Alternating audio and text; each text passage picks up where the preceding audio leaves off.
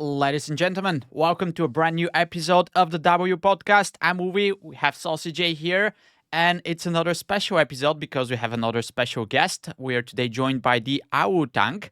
So, hello, how are you? Hello, I'm doing pretty well today. How are you? I'm doing pretty well as well, and we're gonna start as usual. I'm gonna ask you to introduce yourself. If somebody doesn't know who WoW tank is, what are you going to tell them? Sounds good. I'm a Wu Tank. I'm honestly just a WoW player. I really love World of Warcraft. I might play it a bit too much, and I'm just passionate about the game. Been a gamer my whole life. WoW is my game of choice. Okay, and we're gonna ask you how you actually got into WoW, but first, just to get a better picture of who you are in game. From what I know, you have multiple characters which are way above 3k IO, and you're not only playing one role. You're playing tanks, you're playing healers. I would assume you're playing some kind of DPS. Is that correct? Yes, I am a chronic altaholic. Part of my joy in the game is learning many different roles and many different specs. I have a really hard time staying on just one character, and I really like doing keys, so I have multiple specs in the game. Usually each season, about half the specs in the game above 3.2k IO or kind of just below title range, doing, let's say, give or take 15 level keys. Wait, you said half the specs, so there's 40 Yeah, specs in the game, so you're playing half uh, of them. I do enjoy a good change up. All right, that is very interesting. How much time do you need to invest to get to that point? I'm just curious. Quite a lot. I work from home. I have a lot of time to game, and it is how I structure my day. But different seasons, what I do is I prioritize different roles. So, for example, this season I don't have my mage leveled or I don't have my priest leveled, and so I'm not playing those specs. But I have my druid leveled, and I can play basically swap around because of crafted gear. I can swap around between resto, guardian, boomy, or even try feral. So there's 4 specs right there. Or on my evoker, I can play devastation, augmentation, or preservation, and you get kind of multiple specs per character, so you don't have to gear too many. Okay, that's very interesting. But then you're saying that all of them are at 3.2 KI or something? Because me and Yes. Sausage, we also have a lot of ults. But we have like usually one character that we put it up to, like let's say 3k or something. And then the rest are there, but they're not pushing like 12s and things like that. So usually we have only one character at that level. So how do you manage to get all of them into a level that most players will never actually reach into the game whatsoever? I think the biggest thing is there's 2 things to that. Number one is having a main IO. So first in the season, you commit to one character because once you establish a main IO, you're much more likely to get into other keys. So if your main IO early on in the season is, just past title range or you've really committed to one character, then, people will see that on Raider IO and they'll be much more likely to invite your alts. But the other one is just having a network. I've been playing the game for a while. All of my tunes have my name in it. They're all a woo something. I couldn't come up with a unique name, so they're just a woo shaman, a woo druid, basically, like a woo hunter, a woo pally. Like, that's just what it is. But once you develop a bit of a reputation, people are much more likely to take your alts. Guardian Druid might not be meta right now, but if I go apply for a 14 or 15 key on my Druid, even though my Guardian IO might be slightly lower than my Pally, or even not even requisite for that key, I'm much more likely to be invited because people kind of know me. Maybe I'll have somebody on B tag. And I think that having a network is probably the biggest thing because especially if you're playing off meta, which I'm sure we'll get into later, you're just not going to get the invites and get the chance to play what you want to play. But effectively, choosing one spec, committing to it, gearing it, getting good at that, and then you can kind of branch out from there. Don't do all of them at once. Okay. Because this is kind of what we're doing, but our branches stop very early. If I can say that. All right. So I guess I was gonna ask you how do you gear all those characters, but maybe that's actually connected to the amount of time that you play. Genuinely gearing and gaming the crest system. The crest system has allowed me to play like this. It has been an absolute amazing feature because what I do is, so for example, now my recent journey has been Resto Shaman. I've been playing Resto Shaman for about a month now and just timed my first 16 last week. So within a few weeks, I was able to kind of learn Resto Shaman. Definitely, you can probably watch my gameplay. I'm not perfect at it. But I had a friend in the 16 and he was like, all right, you're like 3,200. You're at least adequate for this. He probably wouldn't have taken me if I was a random, but he took me. We timed it. So I timed 16 hour, and the resto shaman. What I did was at the beginning of the season, I didn't do anything, and then about week 2 or 3, I was just like, "Hey guys, can we do some vault fills?" So we got through like a Mm, 10 mists of Tyrna Scythe, and sure. that was one vault slot. And I did that every week for about 2 months. So I didn't do any content on the resto shaman, just enough, like zero time spent on that character. I log in once a week. I do one key. Even if that key is a 5 or an 8 and it's not myth track gear, but the idea is that you do as best that you can, just one vault slot. And then it's RNG. I did that on my Warlock too, and my Warlock got a ring 5 weeks in a row, just a different ring. So my Warlock got no gear. And I didn't really end up playing my Warlock this season, but my Shaman got really lucky and got Myth tier, Myth tier, Mythic Changeling, Myth tier, Myth tier. And so when I actually wanted to play my Shaman, all I needed to do was get crests. I just Mhm. needed to farm the crests up, use some of them for crafting, and use some of them to upgrade. And I was already 633 item level just like that. And then a few more vaults, got pretty lucky, and now my Resto Shaman is 638. There was never a mythic raid. There was never even a heroic. I don't think I've even killed a heroic boss, I think, except Court for the Chance of Spymasters, for Elemental. I haven't done any raid on the Shaman. It's just gaming the crest system, trying to get the early vaults. Okay, and something that you said there, you said your warlock was unlucky with the Great Vote. That Yeah, happens all the freaking time, yeah. unfortunately. But was the luck a determining factor of whether or not you're gonna play the character? Yep. Okay. Yep. Oh, Because let's say I choose like Tuesday is the notorious day where Yeah. I'm all right, guys. It's the rat fill day. It's like right before a vault day. For me, it's Tuesday. For you guys, it's like Monday night in NA. And just take my warrior, my warlock, my hunter, just do one as high as I can. Even if that character is very under gear, and I'm like, all right, guys, I can't do a 10. 10 is gonna be too much for my 590 item level character. Like it's not gonna happen. Then I'll just do a 5 or an 8. So that and early on in the season, if you remember, Zekfir's Lair was a thing. You can yeah. do tier 8. You can do the Zekfir's Lair, and I had Yeah. a friend who was just like, I can kill that boss in 3 minutes with you in the party. Like you don't have to do anything. You just kind of stand there and I'll kill the boss. So then he would do some for me, and I would hop on some characters. I think my shaman's first few vaults were like that as well. And then I would hop on my characters and help him. So you just kind of had a friend, and you would kind of pop out, and then you start with a few hero track pieces. Um, but I think that one thing if you really want to gear early is just like use your friend list. Be like, hey, you lend me a hand, I'll lend you a hand. You want that like that character's not quite ready for a +8, no problem. I tell you what, I'll help you on the main. You help me on the main. Let's do that real quick. And now all of a sudden, over the course of the season, maybe you'll start with something when you actually do want to play that character.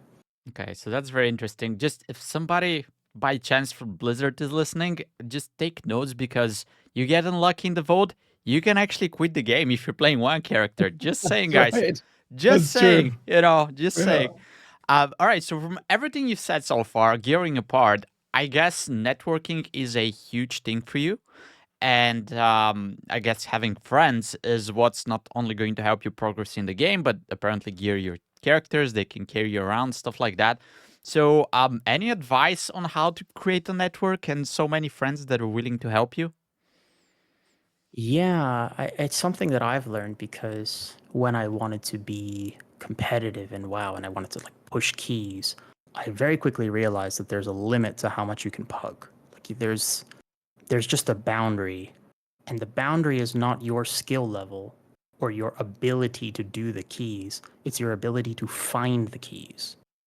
Like you will sit in the city, even if you're playing a tank or like a role that doesn't have a 30-minute queue time. You'll Mhm. sit in Dornagal or Valdraken and you will just spam refresh queue and you'll be like, where's the 15? Where's the 16? Or in Dragonflight, where's the 27 out there? It's like, where's the 28? Like you actually can't find it. And Yeah. then eventually, you spend an hour, you finally find one. It's like, okay, then it breaks on the first pull. You need practice, you need reps. You've never done that key before and you made a mistake. It's okay. So what I learned was basically when I wanted to push in Dragonflight Season 2, I was like, okay, I got to get in Discord with people. Like I got to start actually networking. So I tried.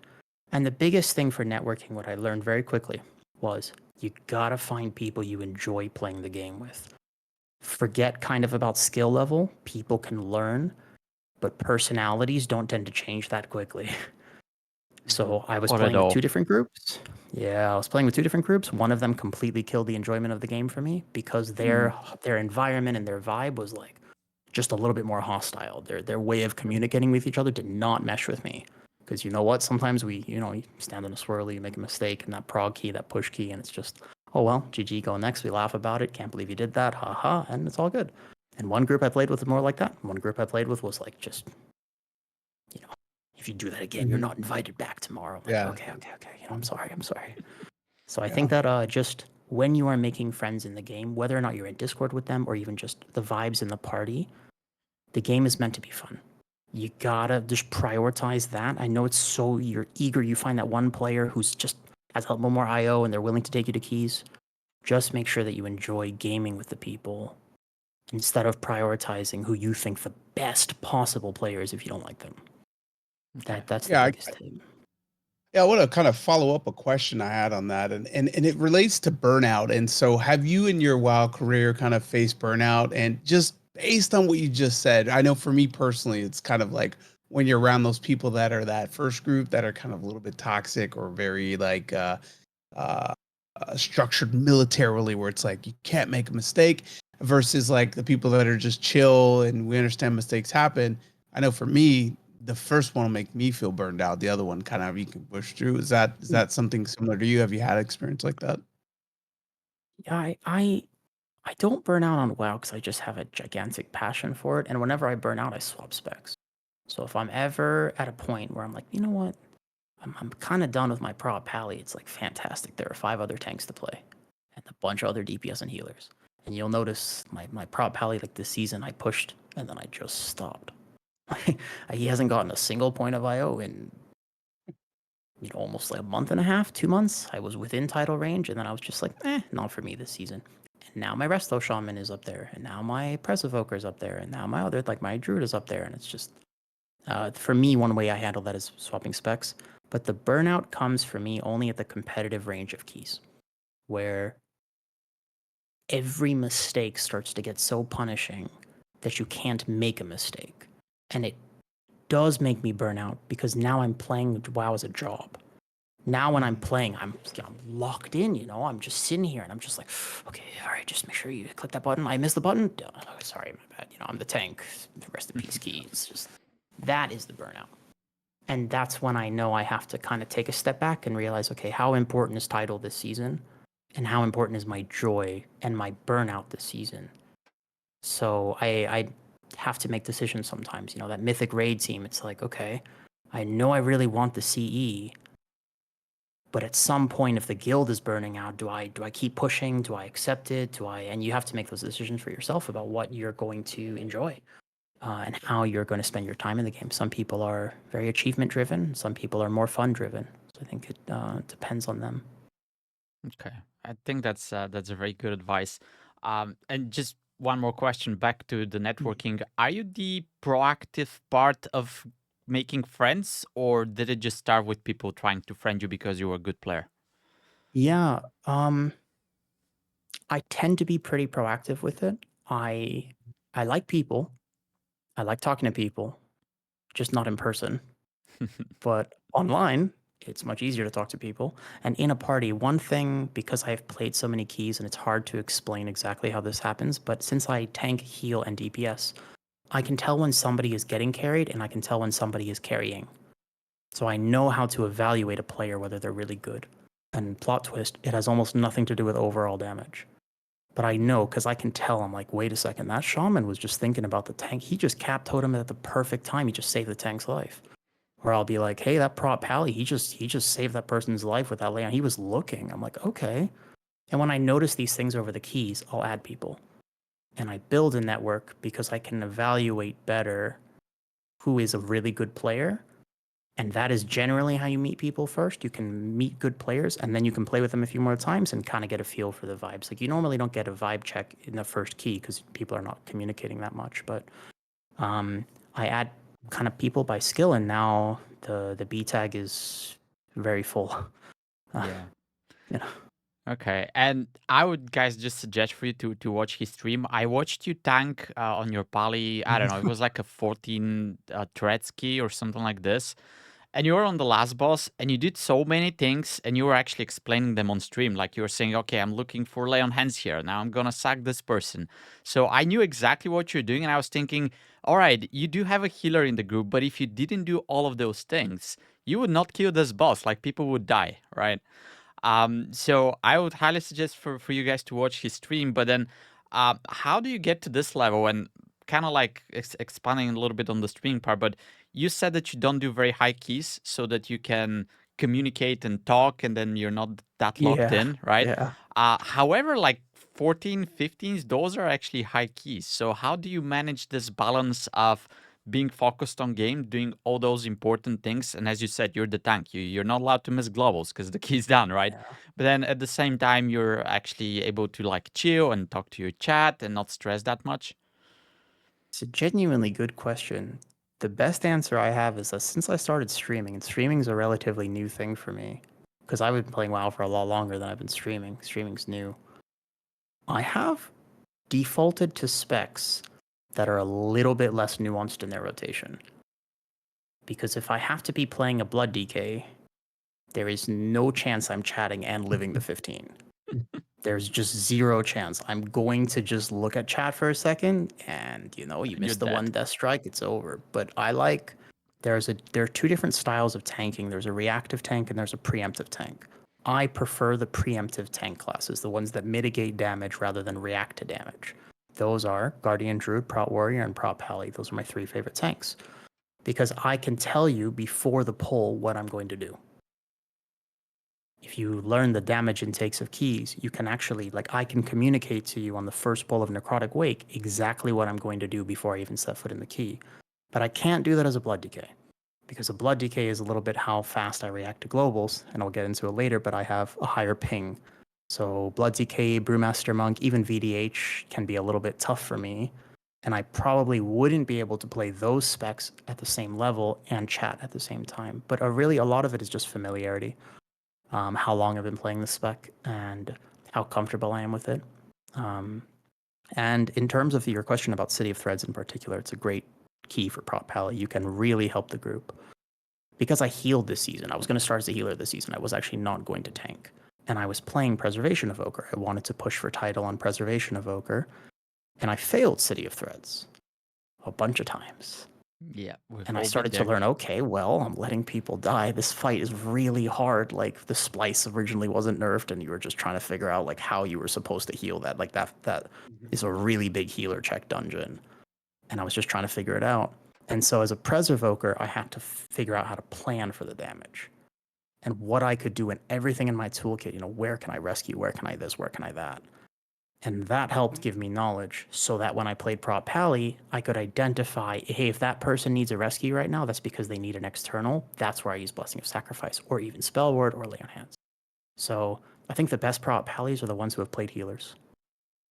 Because Okay. they know when you know as a healer, you play healer. Yeah. You know that moment where you're like, oh, that person's going to die. Like Exactly. I get, what am I gonna do? I have Spirit Links on cooldown, healing surge. Oh boy, like you just, there's only so much you can do at that point. But then if your Prot Pally can identify that same moment, then you have something to help with that. Okay. And then as someone, we're both main healers, but this season I was also experimenting a lot. I always played a lot of DPS, but this season I went into tanking a little bit. I did the 0 to hero challenge on a tank. And that really changed my perspective in the sense that I learned so much more about the dungeons because, okay, you're learning a new spec, new buttons, etc., new mechanics. Because when you're tanking, you're looking into different things. But even from like a healer perspective, when you're playing a tank, you have a different view from at the whole dungeon. You learn why some packs are hard because as a healer, you're pressing your buttons, you're trying to keep people topped up. But now you understand why, you understand what's happening. And then you now know, hey, maybe if I can actually interrupt that mob, or maybe I can stun it or knock it up or something, that's actually going to save some damage and it's going to make everybody's life easier. So for me, playing different roles was very enlightening in a sense that now I think I'm a little bit better player, even if it comes to healing. But I guess you can tell us a lot more about that because you play more roles on a higher level. I really think that if you want to be competitive with keys, and that's whatever that means to you, because for some people their goal is just, the 10s and getting Yeah. their portals, and for some people it's the 12s, that's the range, and next season it's going to be the 2850 mark, and it doesn't matter because at any level there's going to be problems you face at that key level, and they're different problems. Sometimes I will tell you that I've healed 16s and I will go into a 12 and it's unhealable damage Yeah. because I have zero help. And sometimes you can power heal it and sometimes you can't. And I'm just like, oh my, I'm doing way more HPS in this exact dungeon, but I cannot keep people alive. So it really Yeah. depends. There's a different problems you face at each level of key. Multi-rolling should be borderline required for anybody that wants to do competitive content. If your goal is not just to enjoy the game, but to have to get really good at the game, just try all 3 roles. You will learn so much because as a healer, he'll say, okay, that pack, that mechanic. As a DPS, you'll play, okay, wait a second, I really hate it when my tank keeps moving the packs. I know he has to kite, but can he kite in a way because I'm a frost mage? And he just walks out of my blizzard consistently. I'm an Ellie Shami. I've just hit Ascendance. My Earthquakes are right there, and he just walked right out. Oh yeah, I'm a Destro Lock next season. My Rain of Fires, all my damage. It's like, okay, but tanks have never played DPS, don't really understand that because the tank's just thinking about living. But there's a way to kite where you keep things in a ground effect. If you play DPS, you'll learn that as a tank about 3 dungeons because you'll feel really bad when your tank moves out of things. And as a healer, you'll kind of have this intuitive knowledge of, hey, when I tank that pack, I really need help. And that other one is not so bad. Yeah. And you can learn these things. I feel like I'm really good at knowing when my tank might need external, when I'll need to use any of my utility kit to slow the mob so he can kite, to cap totem, to if I'm playing the shaman, or what I can do basically for that. When I Earth Ellie is a really good button to just give your tank about a second or two of breathing room. So these are all these things. You kind of only learn them if you play each role. I cannot tell you. There's a lot of people, especially DPS, I will say, who get to the 15 levels, who get to plus 15 levels. And I play NA, so there's not a ton of people doing 50. The EU is actually a little bit higher up. There's much more 15s in queue. There are a lot of DPS players, not calling anybody out, who don't know any of the mechanics in the dungeon. Just And pressing their they buttons. just press buttons. And you can totally do that as a DPS. But as one of the things I hope we talk a little bit more about is how you cannot do that as a tank or a healer. If your tank or a healer has not spent the time learning the dungeon, does not know how to use their rotation, you're probably not making it through that dungeon. And there's a lot more stress and responsibility on tanks and healers. So Is that the Yeah. reason that you're focusing more on those 2 roles? Because we've talked a lot on the podcast Mm. about how one must global both as a healer as a tank. It's a bricked key. While if you're playing DPS, it's not that you should not optimize, but you could play at much less efficiency and you still be fine, and you can make exactly. mistakes, and that's not gonna wipe Yeah. the key. So it's basically a whole different world. I feel like I like playing the roles that have more responsibility because I feel as though I have more weight in the key.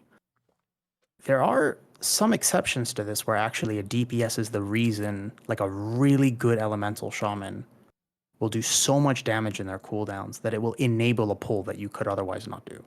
So to be fair, DPS do have response and it's different. It's totally different.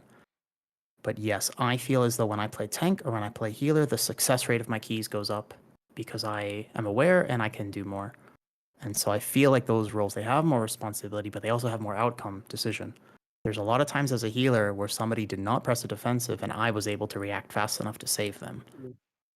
And that makes me feel like a good healer. Like a good healer is not necessarily just doing some healing, but rather your ability to kind of process the damage intake and the key and respond and react. And a good tank is learning kind of how to navigate the dungeon so that your group has the highest chance of success. Sometimes your DPS will say, I have cooldowns. Pull big. You say no. Because the chances you were going to, there's a 50% chance we wipe on that pull, but there's a 100% chance that we win if we don't wipe, especially with the challenger's peril change. Yeah. So sometimes as a tank, you really have to play for you and I have cooldowns. We're just going to do this pull. Sometimes it's a little sad, but ultimately play safe, big IO, and people are happy that you timed the key. Okay, so more control, I get that part. That's why you play those roles. But don't you feel sometimes that it's a little bit overwhelming and things are way too difficult? Specifically, some of the healing checks this season, many of the tank busters that would just, destroy tanks. And then we had, instead of Blizzard making the game easier from that perspective, they nerfed the tanks coming into the war within. They stopped the way that you could like CC lock packs, so now interrupts need to be much more effective, which puts more burden on the healers. So the game seems to be becoming more and more difficult for those two roles, which is not something that I think we particularly enjoy personally, and I think the community sentiment is kind of the same. So how do you feel about that part? Well, we've seen the consequence of it, which is tank queues and healer queues. Where are they? Very long. Yep. They're there, but they're very Yep. long. Where'd they Yep. go? Yep. I love tanking. I've been a main tank forever. My goal back in Shadowlands was to get, I think at that point, just the baseline was like 3k IO on all 6 tanks and play whatever tanks I liked the most. Like, my goal was just learn every tank, get good at it, and that was my goal. Because that was all I did. I almost never DPS'd or healed back then. And I gotta say, it's just not rewarding right now. Like I still like tanking and I don't mind going to tank, but push prog content, whatever that means to you. The problem with it is it's not fun. I do think that healing is fun this season. It could be that I'm a little newer to it. Healing tanks is not fun. Like when your tank is one of the reasons healing feels so bad is if your tank is a little bit newer or trying to learn their role, you will suffer. Like there's only so much you can do and you're panicking because let's say, here's a good example. City of Threads, like that third boss of City of Threads. Your tank will require some healing, but it shouldn't be that much. You should be able to focus on the group. Like your tank is supposed to plan their defenses and such Yeah. so that they can help you. But I've done that key where the tank was full YOLOing everything. And I was in misery because my DPS would die and they'd be like, healer? I'm trying to just keep the tank alive. Like now I'm struggling and now it's stressful. So healing, I feel all the heal checks this season are relatively fair, except last boss of Siege of Borealis. That thing is an abomination, and that should not exist. That's just a straight one shot, and that's not cool. It's not even a But boss. every other It's thing, different. yeah, if you think like second boss Grim Batol, it's fair. There's a lot of healing, but you do have time to heal, and you can manage your movement and your healing cooldowns. Even the last boss of City of Threads is borderline fair to a certain extent. Like those things are healing checks, but it gives you the opportunity to flex as a healer. My favorite fight when I was learning to play healer was Kajin in Halls of Infusion. Because no matter what healer I brought to that fight, it was like, okay, how much can I do? What's the raw HPS that I can put out? And very rarely do you ever have to do, you don't really get to do that a lot in keys. It's just raw HPS and think maximum output. It's actually very rarely about that. It's about spending your globals wisely and kind of understanding the key. But I do miss Kajin. I actually wish they made more fights that were fair and rot oriented, that were fairly tuned, not like too crazy, and less fights that were spiky damage or just occasional spiky damage where you would plan a healing cooldown. I think the last boss of City is maybe a little egregious with how often it is because some healers just don't have the cooldowns and you do need DPS to help you. So healing, I think, is fun this season. The main issue with healing is, like you said, the stops not being reliable and the tanks being rough. Tanking is not good though. Tanking, I can tell you as a tank player, I've played a few tanks this season to a relatively high level. And even if you play really well, it's not fun. It is not rewarding. You don't get a dopamine rush. You get a relaxation. You're like, oh, I didn't finally die. the key's over. I did it. Okay, guys. And they're like, all right, wait, we got a 17 stone vault out of that. You want 17 stone vault? And you're like, oh boy. Yeah. Okay. And then they're like, you brick that, you get 16 Grim Batol, and you're just like, oh. It's tough. Tanking's not fun. That's the thing that we're focusing so much on the technical aspects of it, but the truth is that the role just isn't fun. Yeah. It's not rewarding to play well. Let me I ask think. you this. I mean, where is the fun happen? Because if you go back or last Mm, expansion, you're pushing the top of the limit, right? And yeah, that last season or last expansion, it was like huge packs, right? You probably mhm. played Demon Hunter where you're doing every single ability for the team. You're doing the silences and the fears and the stuns. Was that the dopamine hit you were looking for? And is that why it was rewarding? Or what is the difference? Because at the top level, you're always going to be pushing like your maximum effort to get the accomplishment. And so you're still at that level of like maximum accomplishment. So what's the difference between that last season or last expansion versus this season? That's a very good question. I think that you might be onto something, which is that the expectation had been set of what tanking looked like, and they simply changed what tanks look like because you are responsible for yourself, but not 100% anymore. And I think that yeah, the CC and the control was all cool, but you can still do that as a prop pally.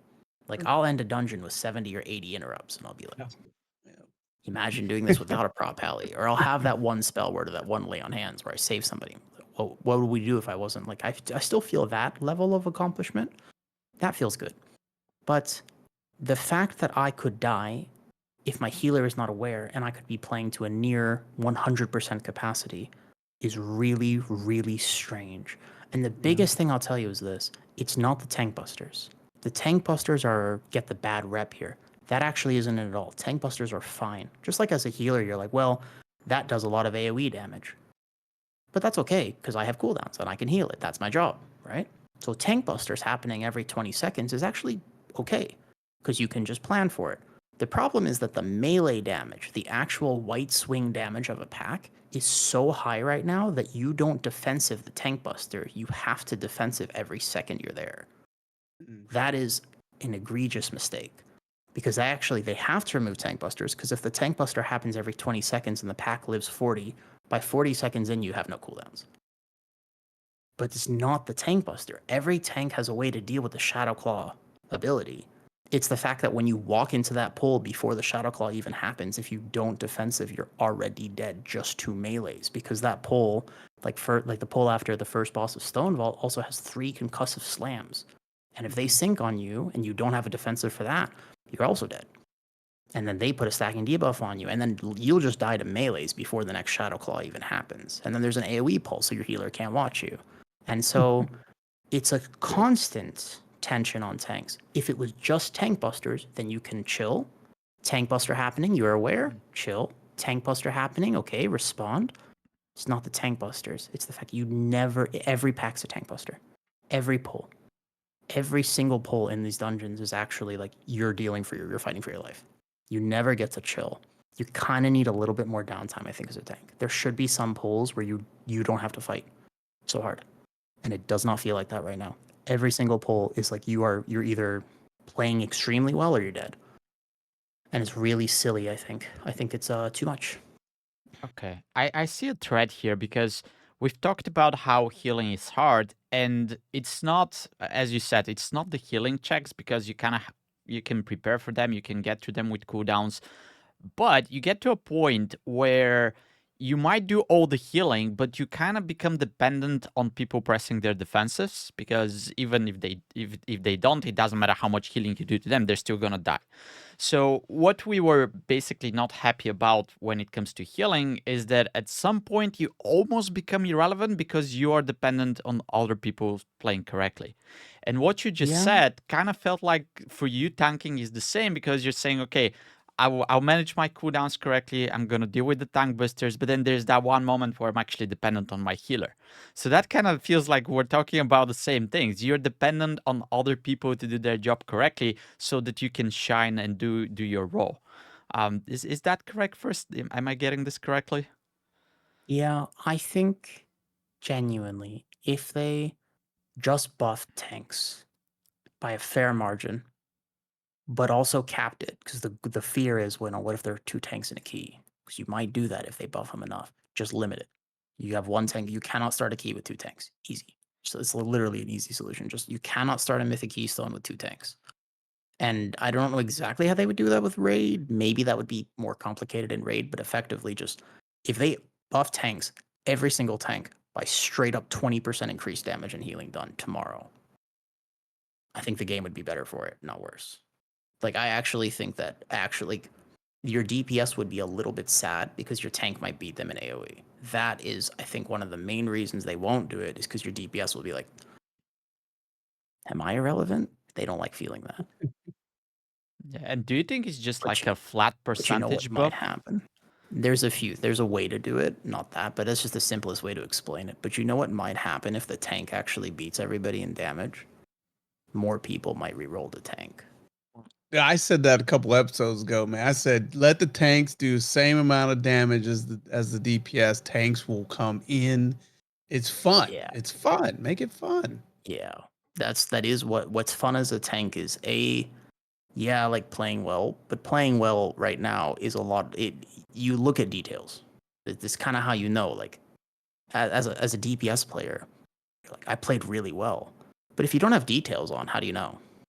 You kind of look. You're like, well, I did 10 million DPS that pull. That was awesome. As a tank, you do the same thing. It's no different. You walk into that first pull of Necrotic Quake, and you're like, okay, not only did I live, but I also did big damn.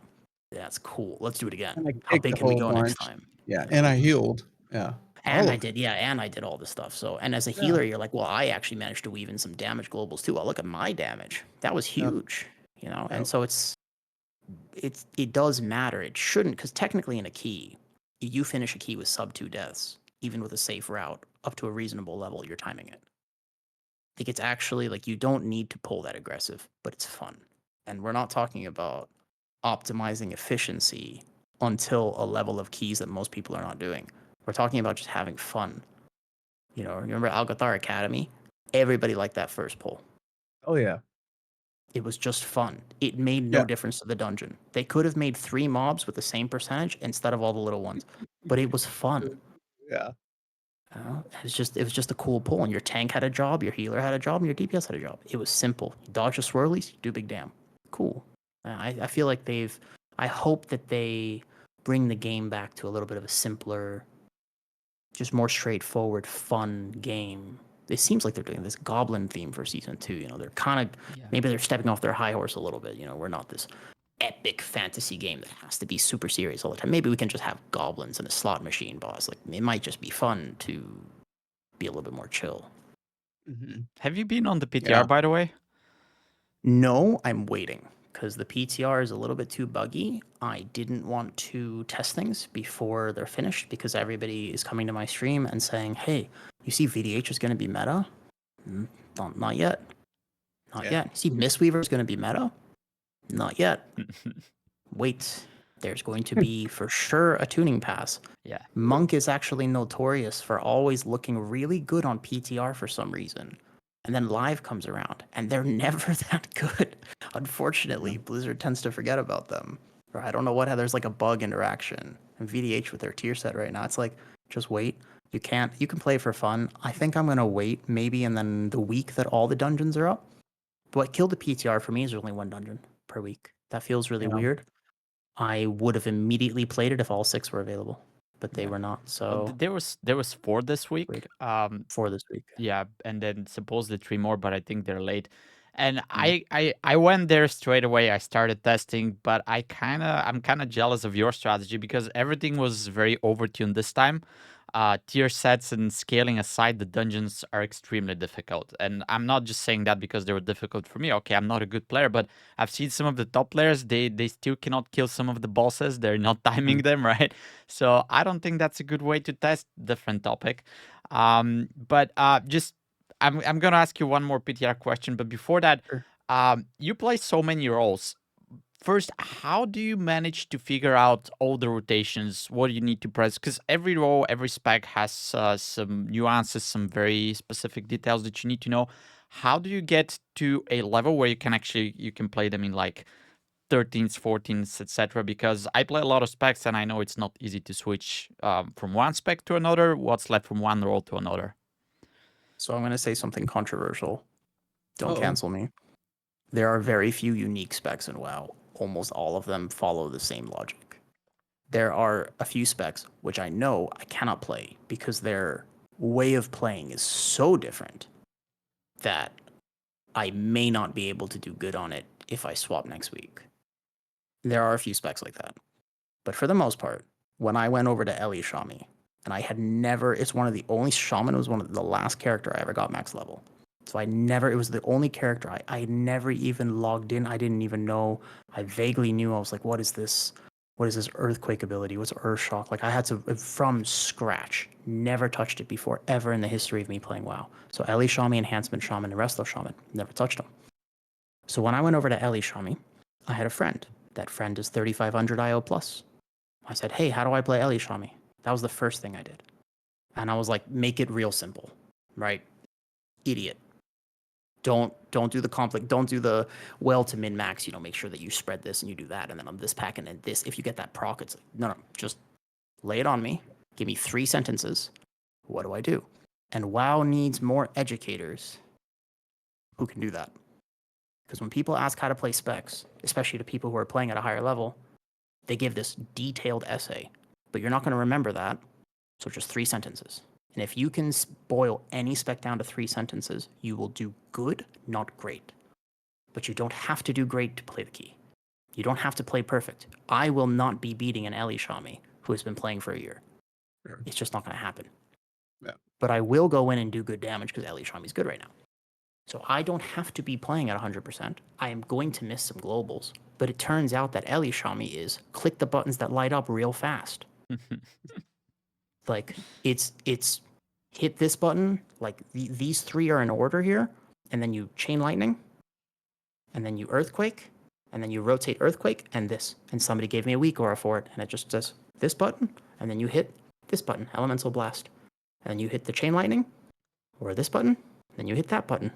And I went in, I did like 2.2 over like million overall DPS in a necrotic wake. I had no idea what I was doing. I just had gear, didn't have spy masters, which is a problem we should talk about. Actually, there being one trinket like that for intellect users. But just most specs follow a logic. You may not get all the interactions, but people overcomplicate stuff a lot, even tanking. When people say, how do you play prot pally? I was like, okay, well, there's a lot of nuance to tanking. But really, if I boil it down for you, it's use all your holy power on Shield of the Righteous, hit the Word of Glory button when it lights up, and then hit one of these buttons and get a UI to track that you have one of these buttons up. You can now play prot pally to plus 10s and plus 12s, to be honest. Learn the dungeon.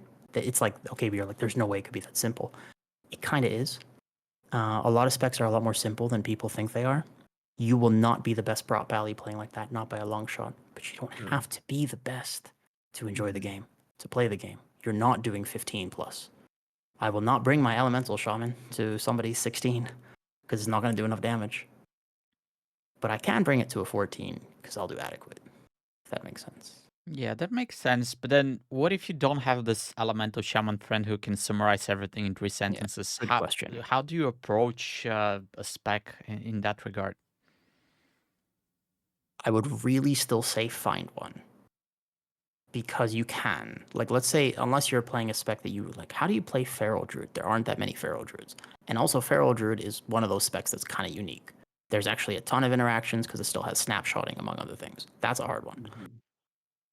But just in your key, if you know, it's like, I have been thinking about trying Shaman. If you find a Shaman, you do a key, and the Shaman is like, oh, he's pretty good. They're a pretty good player. Just ask, hey, I was thinking about trying Ellie Shaman. You have any tips? And they'll say, oh, yeah, here's one. Get this weak aura might help. Just ask. I think that we've developed a culture of gaming where people are afraid to ask. People are afraid to communicate. I understand the hesitancy to do that, but I encourage you to just bulldoze past it. You will encounter some people who give you very negative criticism, but you will also meet friends like that.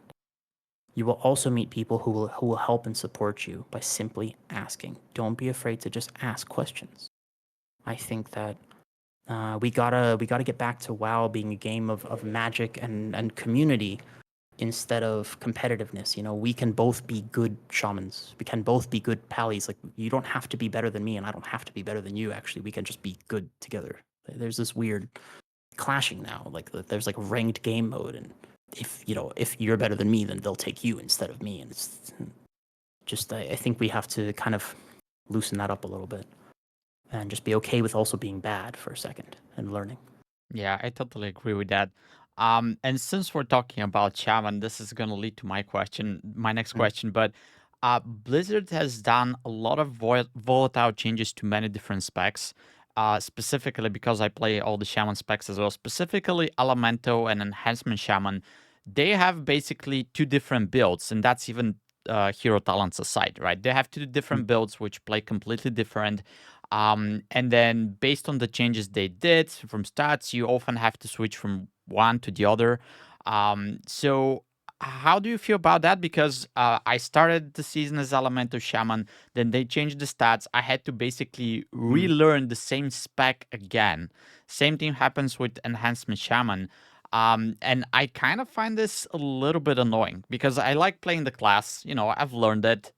I know what buttons to press, and then they make a change, and it's kind of like a completely new spec, and you have to learn it from scratch.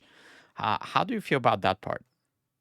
I think it can be very fun to have changes mid-season because it does keep the game relatively fresh. Although in particular, because things cost gold, when you have to change stats, the funniest thing is you mentioned all the rotation stuff and the different build, but one of the sour points is I had to recraft. Or Yeah, I Yeah. chose that item at a vault because it was the right stats, and now it's different Yeah. stats. That one could have been handled better because everything's so expensive this season. And as an altaholic, I'm just, my wallet's hurting in game because everything I have to buy enchants and craft everything, so it's tough. yeah, But in terms of the rotational changes, now you were probably listening. You play Ellie Shami. You were probably listening to what I was saying, and you're like, well, you're missing a lot. But let me ask you a question. If I played Ellie Shami just the way that I was saying, would I do adequate damage yeah. of just being able to do that rotation? I got to weave in some other stuff. I definitely have to remember to try to do this or try to do that. But give or take, would that do enough for a +10? Absolutely. And I've played a lot of DPS specs that I'm just learning in a plus tense.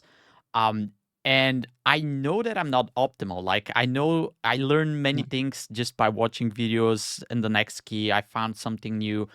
But even playing at the level that I'm like let's say I'm playing Frostmage right now, I'm at a very beginner level.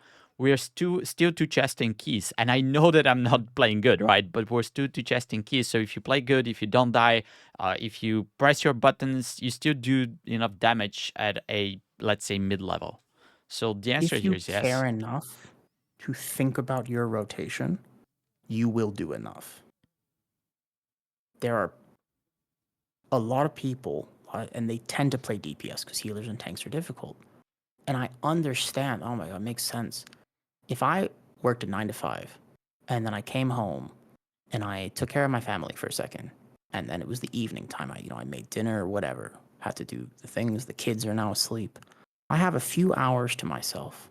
I just want to log on to my favorite game, World of Warcraft. I just want to do like a keystone or two. Yeah. Yeah. You know what I don't want to think about?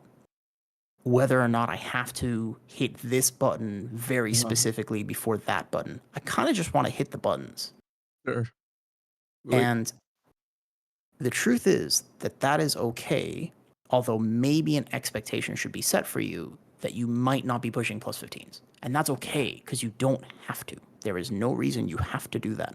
I do think that the 2850 goal next season will be a good goal for a lot of middle ground players because it will be much more achievable with the 12 deplete change.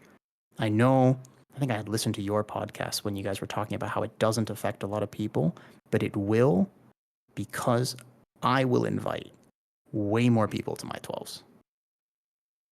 Personally, I go Sure. on I'm on a new alt. He's a little undergeared, but I'm already doing 12s. Okay, I'm not taking the underqualified person because then my key's an 11. Yeah. It sucks, and I hate to say it, but if that marksman hunter with kind of low item level who's never timed a 12 before applies to my 12, I'll wait. But next season, I would love to give that hunter a shot. Yeah. Because if it depletes, worst case scenario, I still have a 12. The problem is that when I started playing alts, I play a lot of alts, my 12 would go to an 11. And then my 11 would go to a 10. And then my 10 would go to a 9. And I logged off that tune and didn't play until next week. So I Yeah. do think that the 12 change is actually a really it's not the end all be all. It's not a magic fix or anything like that, but I do think it will help the game of just hitting. Like, it gives a very clear goal, gives a clear checkpoint. I think that goal is pretty achievable if you do want to learn the game, but I really also want the game to be friendly to people who just come home from work and they just want to, you know. I'll share a story about that later if you guys got a minute. Oh, we have Yeah. a lot of time, but You want to just hear the story? let me just ask you this. Now that you put it in this Go for it. perspective, like my 12s are not depleting, so I'm gonna invite everyone and they can learn and we can progress together. That sounds so good, but do you think that's really actually going to happen? Do you think Yes. people be like, oh, I can like I'm not sacrificing my key now, it doesn't deplete, so I can get whoever I want in my 12? There are actually a lot of friendly WoW players because WoW is not League of Legends. WoW is not that type of game. Mhm. I think that the average WoW player is actually a relatively nice person. There are obviously people who are a bit more negative, a bit more competitive, a bit more toxic in whatever capacity. That's okay. Every game has that. But if you talk to 100 people in WoW, I'm willing to bet that you make some friends. Like, there's a lot of people play WoW as still sort of community game. It's gonna lose that though if it doesn't change. It has to do some things. Like, you gotta make things a little bit more friendly because it's moving toward a much more competitive angle, and I don't think that's healthy for the game. When WoW Classic came out, that game is not better gameplay, but it's magical, isn't it? Did you play? Fun. Did Yeah, you it's play fun. when Classic came back out and Oh, Hardcore came yeah. back out? The I didn't do the gameplay is hardcore. the gameplay isn't it, but the fact that somebody would take an hour out of their day to explain this quest and just be like, "Oh, I don't need this, but I'll just come help you." Yeah. That community element, it was just like, "Wow, you would? Do I need to pay you gold or like what do you want for this?" They're like, "No, I'm just helping." What? Really? Like, it's almost like, we used WoW used to be a game just like that. People would spend their whole day just helping other people because it was a community. And I hope that WoW can go back toward that. But the story is this. Look, when I was in season 2 of Dragonflight, I was playing Bear, I was playing Guardian, it was very good back then. And I had my warrior on the side. I was bringing my warrior up to a reasonable IO. I think it might have been break the meta week. I believe I was like trying to push for one of the rankings on the Prot Warrior side of things because I was able to do some 25s, 26s or something, which was pretty good for Prot Warrior back then. And I brought him to, I had an Underrot. And I formed the group. There was some, I don't even remember exactly. I think he was a DK or something. But I invited some guy. He was maybe a little underqualified. He absolutely bricked the key. He got hit by everything. At that key level, you kind of expect people to not get hit by every frontal. Didn't kick once. Did really poor damage. We got kind of to the end of the key because the rest of the team was all right. And then we just bricked it on that pull. Again, just got hit, just died. And I was having a bad day. I was tilted. And I let him know in party chat. I opened the party chat and I said, "Hey, with respect, please don't apply to my keys again." I was that guy. I was having a bad. I was just like, I really wanted that key. I don't know if it was right before reset or what the context was. I'm normally not like that. And I let him have it relatively all right. I didn't use any bad words, but I let him know that I wasn't happy about the fact that he joined my key. And the next day, I went to bed, didn't think about it. The next day, I logged on and I had a letter in the mail from that guy. And he just said, "Hey, I'm really sorry about breaking your key. Work's been really tough recently. I was tired. I just got home. I would love to learn. You said that I did all these things wrong. Could you potentially teach me? And once again, I'm really sorry for breaking your key." I was crushed. I felt so bad because I had lost in that moment the context of fun and people and kindness. And ever since that exact moment, I have never once raged at anybody in the game. You don't know. Sometimes people are actually really good players and just have a bad day. I stand in swirly sometimes because I'm tired. Like, it doesn't Yep. mean I'm a bad player or you should criticize anybody. Sometimes people just want to play the game. And I felt, again, I just felt terrible. I saved that letter and I have it on my character. And it's Cool. been a story ever since of just be kind. And I've carried that with me. because you don't know who you're playing with. Awesome. Yeah, that's awesome. I want to go back a little bit because I think you're touching on something important, and it's going to go back to the 12. And when you think about it, there's a big convergence at 12 in the new way that it's going to be changed, in that you're going to have a lot of less pressure from the people that have the 2850 rating and they have their 12. There's going to be this different approach to, I don't really care. It's like bricking a 2, right? Who cares? Right? Obviously, we probably don't ever brick 2s, but there's nothing you lose, right? So if you go in, you do a massive pull and you wipe, and it's like whatever, go reset. So that kind of happens at 2850. But the convergence is that you're going to have these people that have been doing, they're approaching 2850, right? And they need to get the 12s in. But now there's like less resistance from the people that have the 12s to bring those people up to be able to get to 2850. So that convergence is going to be big. I think that's actually going to be huge for allowing people that are already at that top level that may not be able to get the practice in those keys where they're pulling the first pull, know when to hit the fences, understand those things. Now they're going to get a lot more invitations because there's not all this pressure to play perfectly. Or going back to the marksman hunter that you talked about, like, I'm not going to bring this. He's not meta.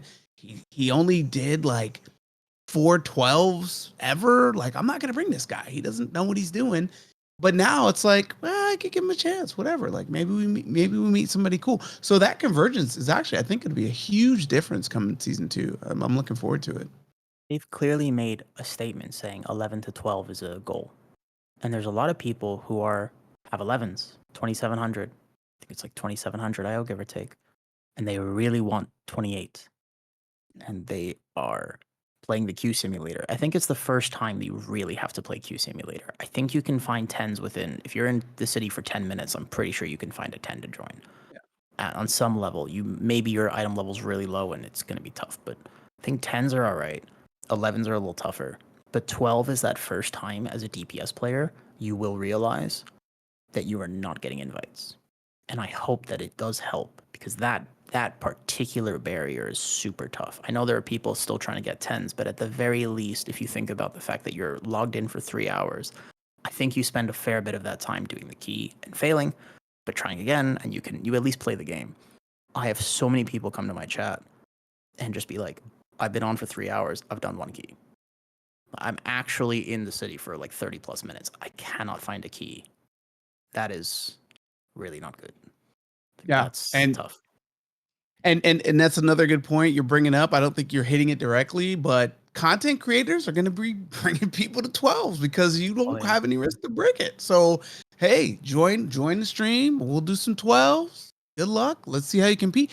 That's a huge opening for content creators. I do think that it kind of fits the game and it doesn't hurt the game. How much it helps, it does not solve the problems that keys have. But it doesn't hurt the game, and I think it does help. There are a lot of really good players who just don't have the time to put into keys. It's an unspoken factor of keys. If you want high IO, how many hours a day are you playing? Yeah.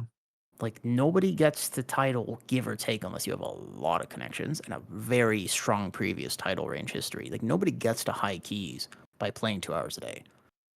Almost every single person that has that level of IO is playing a chronic amount of time, because you will brick keys. But GG, go next. The success rate of keys at that level is, I don't know exactly what it is, but it's got to be lower than you think. You just have 5 attempts at it because there's 5 people in a group, and most people are on a team. So you start the week with 5 attempts. You break one, you do the other. You re-roll this one, you do this one. Like, people start the week with 5 potential IO keys or something because you start with Vault. Yeah, I think that's a good point. Many people don't realize that.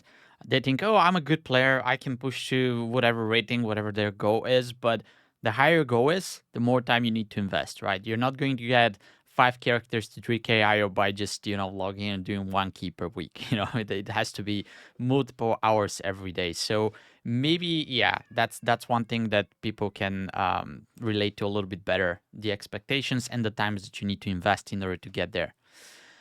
So not I a wanted good. to ask you a question, actually, before you ask me a question. You said you were playing tank for. How did you enjoy the swap? What did you feel when you were playing tank instead of healer? Like, what was the? Did you like it?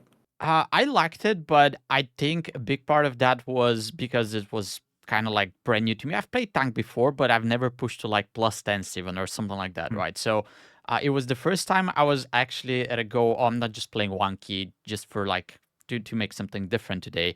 I actually wanted to. I had a goal. I wanted to reach certain level, right?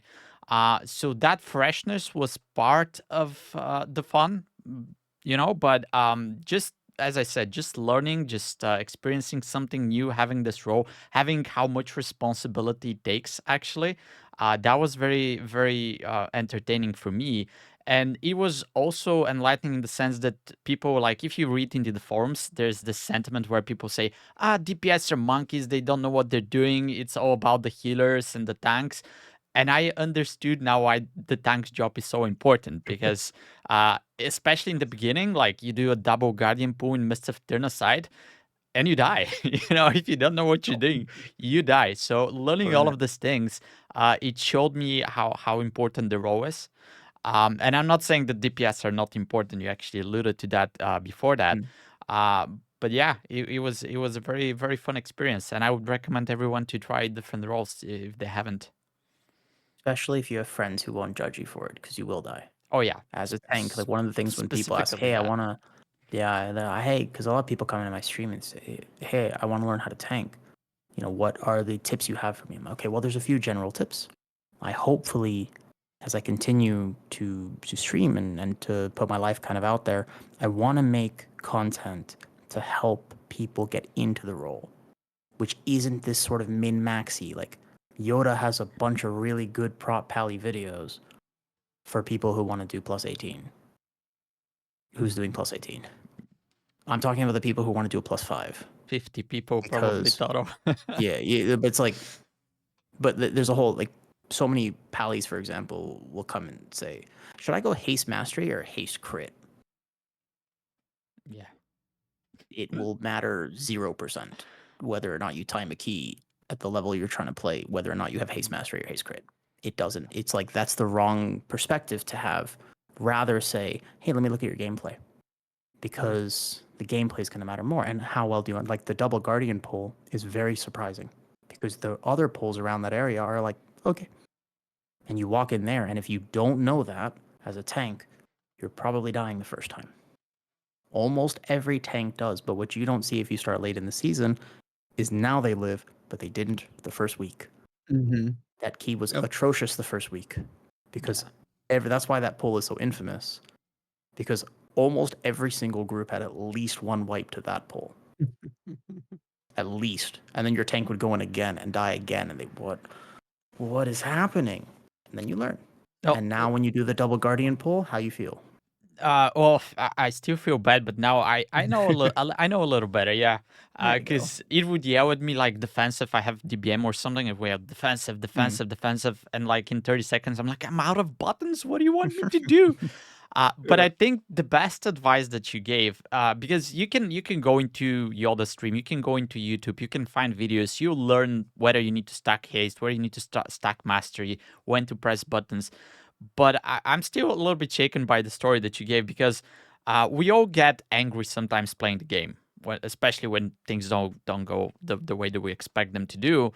And I'm not even close to the emotional levels that you managed to reach, but as I started tanking, one of the things that I was telling myself was like, okay, this is new to me. I know it's hard. I know that I'm gonna break some keys, right? So my main goal was okay, I was learning what buttons to press, how to use defensives, but my main goal was not to get angry and just to to try to learn from every experience, right? And when I would die, I could see it sometimes, of course, in some of the keys because I was Mm. bugging. I was sometimes doing my own key. I would see that some of the people would get angry, because the tank died. Now we wipe, we all died, so that's not good. But I think it really helped me just to thinking, okay, I need to stay calm now. I'm gonna learn. Okay, the ski might be brick. They might quit the group right away. They leave, so we have to go out. Just go again. Now we learned. Maybe the next time it's gonna get better. One of the things I really want to help people understand is as you push higher in key levels, your DPS effectively do the same thing. Your DPS do not have to really understand the difference between a 9 or a 10 except that maybe at a certain point they have to press a defensive on mechanics that would kill them. First boss of Necrotic Wake, certain key levels, you don't need to press anything when that heaving wretch comes at you. Yeah. But there is a level where you will die, and your healer cannot externals so all the time. So at some point, DPS need to learn that. How do they learn that? They're gonna die. They'll say they go to their first 12 Necrotic Wake. They're like, wow, that just watch, I was full health. Like, what happened? So then they learn the next time. They push it. Guess what? You have a B-res, or you just kill that boss with 4 people alive. Fine. But tanks have this really interesting problem of scaling, where you won't even get to the first boss because your tank has never seen a 12 before. So your tank walks into the first pull, does the same thing they did in an 11, except now they're dead. Because the way that tanks have to learn is reps and experience. And the jump from 11 to 12 was a little bit too much this season. They're already doing something about it for tanks and healers specifically. Because DPS, the way their gameplay is, pack lives a little longer, I do some damage, I press a defensive here. Maybe I learn how to use my interrupt or some of my utility. That's cool. I'm not knocking that. Like, cool, right? But a tank now has to understand, if I don't do this thing and I die, key's over. So the scaling changes. That's from 11 to 12. When you really start to feel that is from 14 to 15. Because you cannot carry a bad tank this season. If you walk into a 15 Grim Batol, your tank, you will not make it past the first pull. If your tank has never done a 15 Grim Batol, there's a very small chance they're living that key. You have to learn. It's like, okay, well, I used to do this. Now I have to do this. And that's for every single pull. Whereas the DPS says, 15 Grim Batol, the first boss, do I have to press a defensive? Maybe I do this. And they're only thinking about that. The tank has to think every pack. So the problem with people not understanding, tanks have to go in and die. Because then you'll learn, and you have to have the mentality of, it's okay, I need reps. Sorry, guys, I did die there. It's my first 12 in Necrotic Wake. Or it's my first 10 Necrotic Wake. I didn't know I would die. And when that happens to a DPS player, nobody flames them. Just B-res or is just... When it happens to a tank, oh, Yeah, it's I over. knew we shouldn't have invited this guy. Oh, man, bad tank. It's like... Let me just add, because you said on a plus 15, I think it doesn't matter what the kill level is, because when I started, like the double guardian pool, I didn't even know that's a thing in a plus 4, because even although I was under geared, like it didn't matter there. Like the DBM would say press defensive, I would be looking into my chat or something, and I didn't press defensive, I still lived. And then at some point at like a plus 7 or 8, I actually had to press a defensive to live. So I died once there figuring that out. Then I go into the plus 10 and I'm like, oh, it's fine, because on a plus 7 or plus 10, I press the defensive. The pack is dead in like 20 seconds, so everything is fine. Then you go to plus 10 and the pack actually lives more than 20 seconds, and I have to press 2 defensives. And this is a learning process. This is not something that you can just go and watch a YouTube video at, because you have to experience it so you actually know what's going on in the dungeon. And guess what other component there? If your DPS don't understand that pull, sometimes they will not save cooldowns for it. Yeah. And in higher Mists of Tyrannus Scythe, that pull, it's so different taking that with DPS who are aware and DPS who are not. Because sometimes that pull gets 3 sets of slashes off. I've tanked it now several times on 15, 16, haven't done it on 17, but this key level, it hurts. Yeah. But as a pally tank, you have resources, you have tools. Yeah.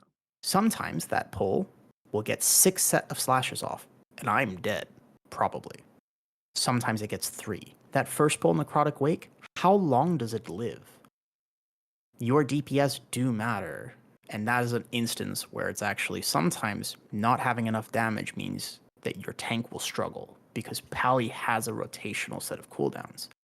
But if there's a few things I've learned, one of the things about tanking, which I hope to make a video about this next, this will be like part 3 of the guide that I want to make.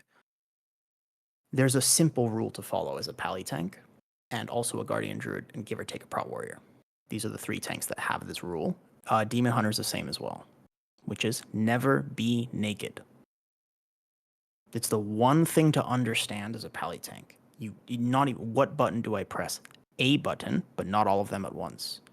Because if you have to live something for 40 seconds, you have buttons for 40 seconds, you spread them out. At any point as a pally tank, if you are naked, you have no defensive, you're probably dead. Yep. Which is tough for a new player to learn. But if you just have that mentality of not, okay, I have to press R and this and then this and then this and this, just any of the buttons, kind of in any order, but never be naked. And you will find that you have a much better time understanding the tank to just know that. Just use the buttons. They have a pretty short cooldown. There would be some small gaps, but that's a really good one to just understand. Just have something.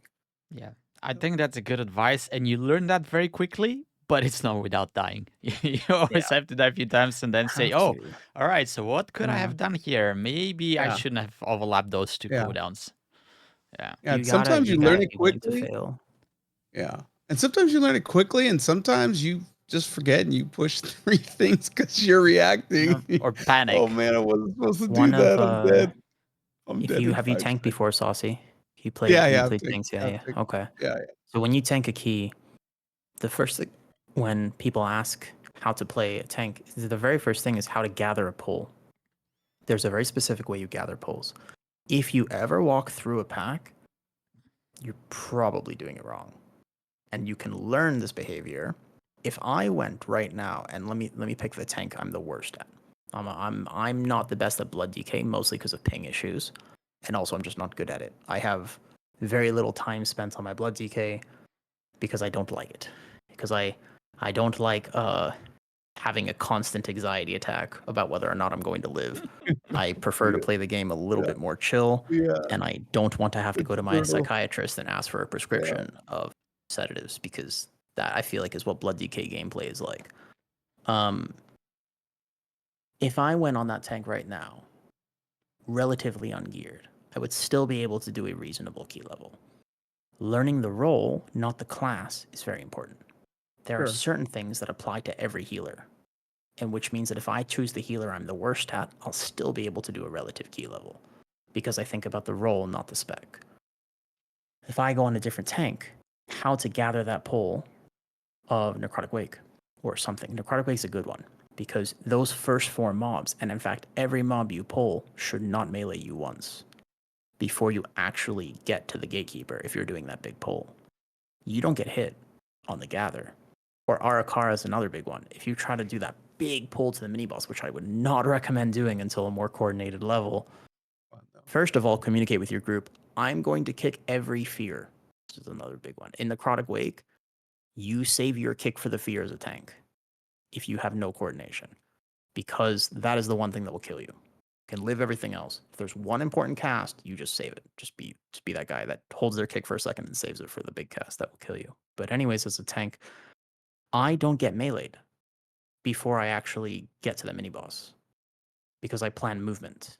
You have to learn how to gather as a tank, and that means that I don't press any defensives on the way there. You can do that, but just practice and reps. And the first time I ever tried that on 16, I died because I learned, and then I was like, okay, how do I not die again here? And then I learned. There's a few little tips and tricks that apply to all tanks, all healers, and all DPS. And I think that those are important to learn. You can distill them pretty simply. They don't take a 2-hour long podcast to actually learn about. You can take the point and just be like, okay, every tank needs to think, how do I gather? Not what my rotation is when I'm in the pack, but how do I get to the pack without oversending defensives? It's a big deal. Yeah. And there's a lot of them, and it's hard to learn. But just going back to that necrotic wake pool, I died a few times trying to gather everything because I know how the pool goes, right? I healed that so many times. So we get to the gatekeeper, we lost, and we melt everything. A few times I died even before I could get to the gatekeeper. Then I died without having cooldowns there. And then I watched your video, and you were like, "Well, you just run to the side so the mobs don't melee on the back." And I was like, "Oh man, that makes sense," Yeah, you know. little things like that. But yeah, it's not easy to learn it. So it's a process, and it doesn't have to be like I died on sub 10 keys doing that. So Yeah, yeah, you will.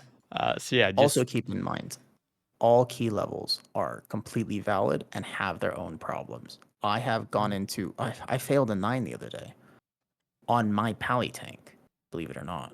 My pally tank is fully bis. Like, you know, and I was watching and I was off healing and I was pretty sure I was top damage in that run. like overall damage. Like I was there on my pally to help, and we failed it. We did not time that key because people were chilling. Not that anybody was bad, just people were chilling. Sure. There were some DPS who were doing very low numbers and standing in things, and you still die on a 9. So just to clarify, it's like you can and absolutely will struggle in keys depending on who you're playing with. It doesn't mean they're bad. They could have just been tired. Like, I don't know. I didn't really know that group. But yeah, no, I mean, even you can be the top player. You cannot carry keys this season. Not that hard. Yeah. Uh, Especially so if it's you don't have important a to good remember that tank or a you good absolutely healer. can and will die in a 9. Yeah. Yeah. Yeah. All right, and then Absolutely. talking about players that you play with, what Mhm. do you think determines the meta compositions for tanks, for healers, for DPS? Let that be the first question. Meta is just simply tanks and healers fill whatever the group needs, and DPS is DPS privilege. So DPS is whatever does the most damage and also enables pulls, and then tanks and healers just fill. So very rarely is it just the tankiest tank, because actually right now there are other tanks that are tanky until a certain key level. Like there's a lot of tanks who are quite durable, but are not pally, because pally provides sacrifice. Yeah. Pally provides Blessing of Spell Warding, it provides Bop, it provides Lay on Hands, and infinite interrupts. I really enjoy my Guardian Druid. I find it to be, at the moment, near immortal. Like I've brought it to a few higher keys, and I was like, wow, I feel weirdly too tanky. Like, what is. I thought it was a bad tank right now. But we didn't win the key. Like an example was a 14 GB the other day. I went in and I was just everybody died and I just lived that pack on my own for whatever 30 seconds. It was just okay. But everybody died because I didn't get all the kicks. Because I couldn't, because I only had X amounts of stops. And Prop Pally can enable keys, which means Prop Pally's meta. If another tank is meta, it will probably be because their utility kit or their group buff is the one that's needed. So if you have a Fury Warrior Outlaw Rogue meta that's fizz damage and Brewmaster can live, maybe you bring Brewmaster Monk. All tanks and healers kind of get shafted to the responsibility of they'll figure it out. And your DPS get to do whatever's best. But the tank and the healer, kind of what does the most damage, kind of what is the tankiest. The only thing I'll say about meta is Blizzard clearly wants there to be one every season. So whenever the meta, give it a month or two, if you have multiple specs and you don't mind playing a different spec, reroll. Just do it. Some people are like, no, just you're really passionate about that spec. Do you have friends to play with? Are you going to get invites to keys? They're talking about like a relatively higher level. Let's talk about, let's say like 12 plus, like pushing a little bit this season. Good luck. You want to be a Fury Warrior? Okay. Power to you. Do you have friends? It's really hard to be a Fury Warrior right now. Yeah, definitely. And why Do why you do you think? enjoy DK? Do you have a DK? Would you mind swapping to it? I had a friend who was a Windwalker monk, very good player. Just always did really well in keys that I did with him. He was just hard stuck at, I think it was like 3150. Good score for monk. You good for him. He was getting there, right? And he was just not getting invites. He is going to get title on Prop Pally because he swapped a tank, and within like a week he was higher IO because he's a really good player, and he just swapped to the meta spec, learned how to do it, and he is now blasting, and he's going to be whatever 3,500 by the end of the season.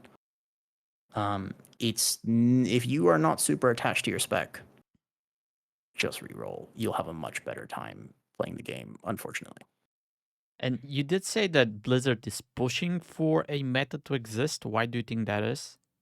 I don't know, but it is clear as day because all they have to do, if there is a meta developing, like they could have done this weeks ago. Hey, Shaman DPS nerf by 5%, this buff by 5%. It's like a one you just do, and you would still have a Shaman meta, but it would be slightly more balanced. You wouldn't feel as bad about not bringing it. I cannot tell you at the higher level keys, how bad it feels to not be playing a shaman DPS. Like first boss Miss of Tyrna Scythe, it feels terrible. Now I have personally done keys with some off meta comps. Like my first 15 Stone Vault was a Havoc Demon Hunter and Outlaw Rogue. You don't see those too often up there.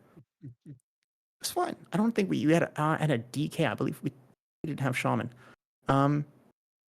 We did it, but it would have been easier probably if we had a more meta comp.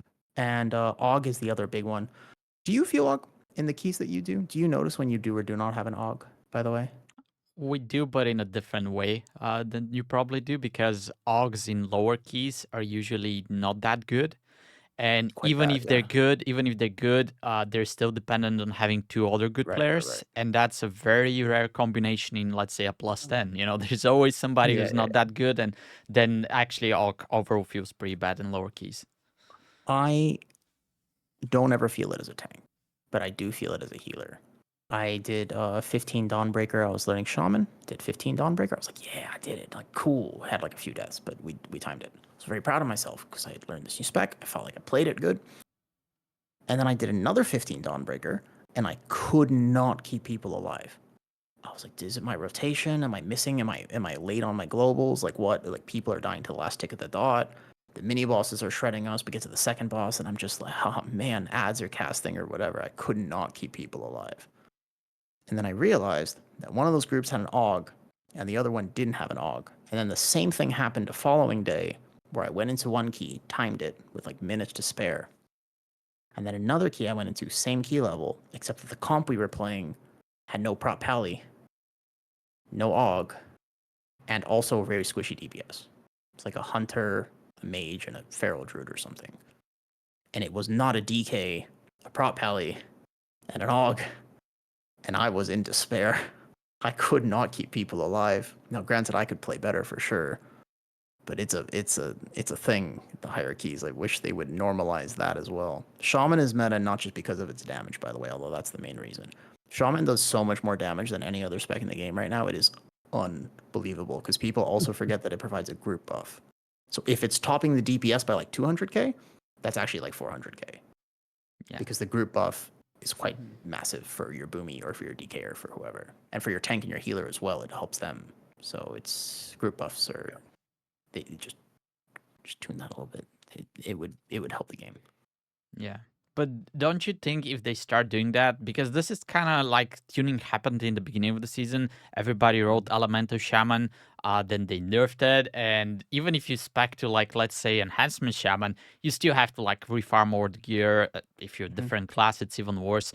So do you think, because, okay, you play a lot of ults, we play a lot of ults, but there are people who just play one spec, so if you are starting with this, you become meta, and then they switch you somehow with tuning and stuff, you become non-meta, then you're kind of screwed because you don't have the capability to go and level and gear another character.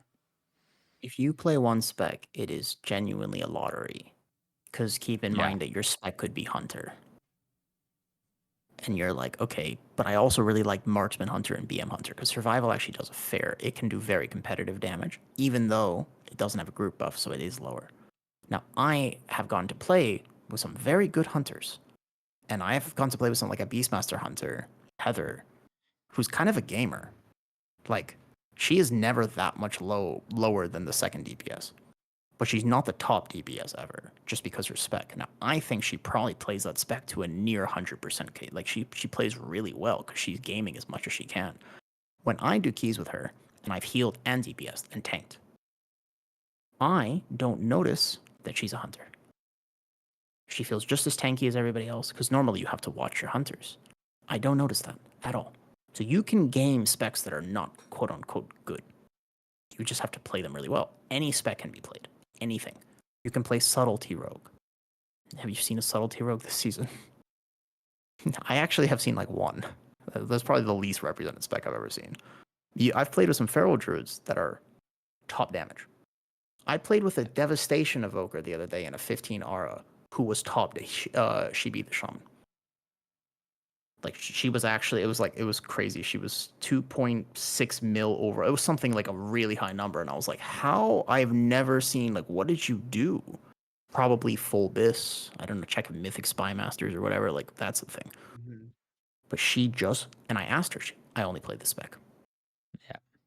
I play, and she probably plays it to 100% capacity. Like I bet you she missed one global that entire key, right? Like just like really just cranking that up.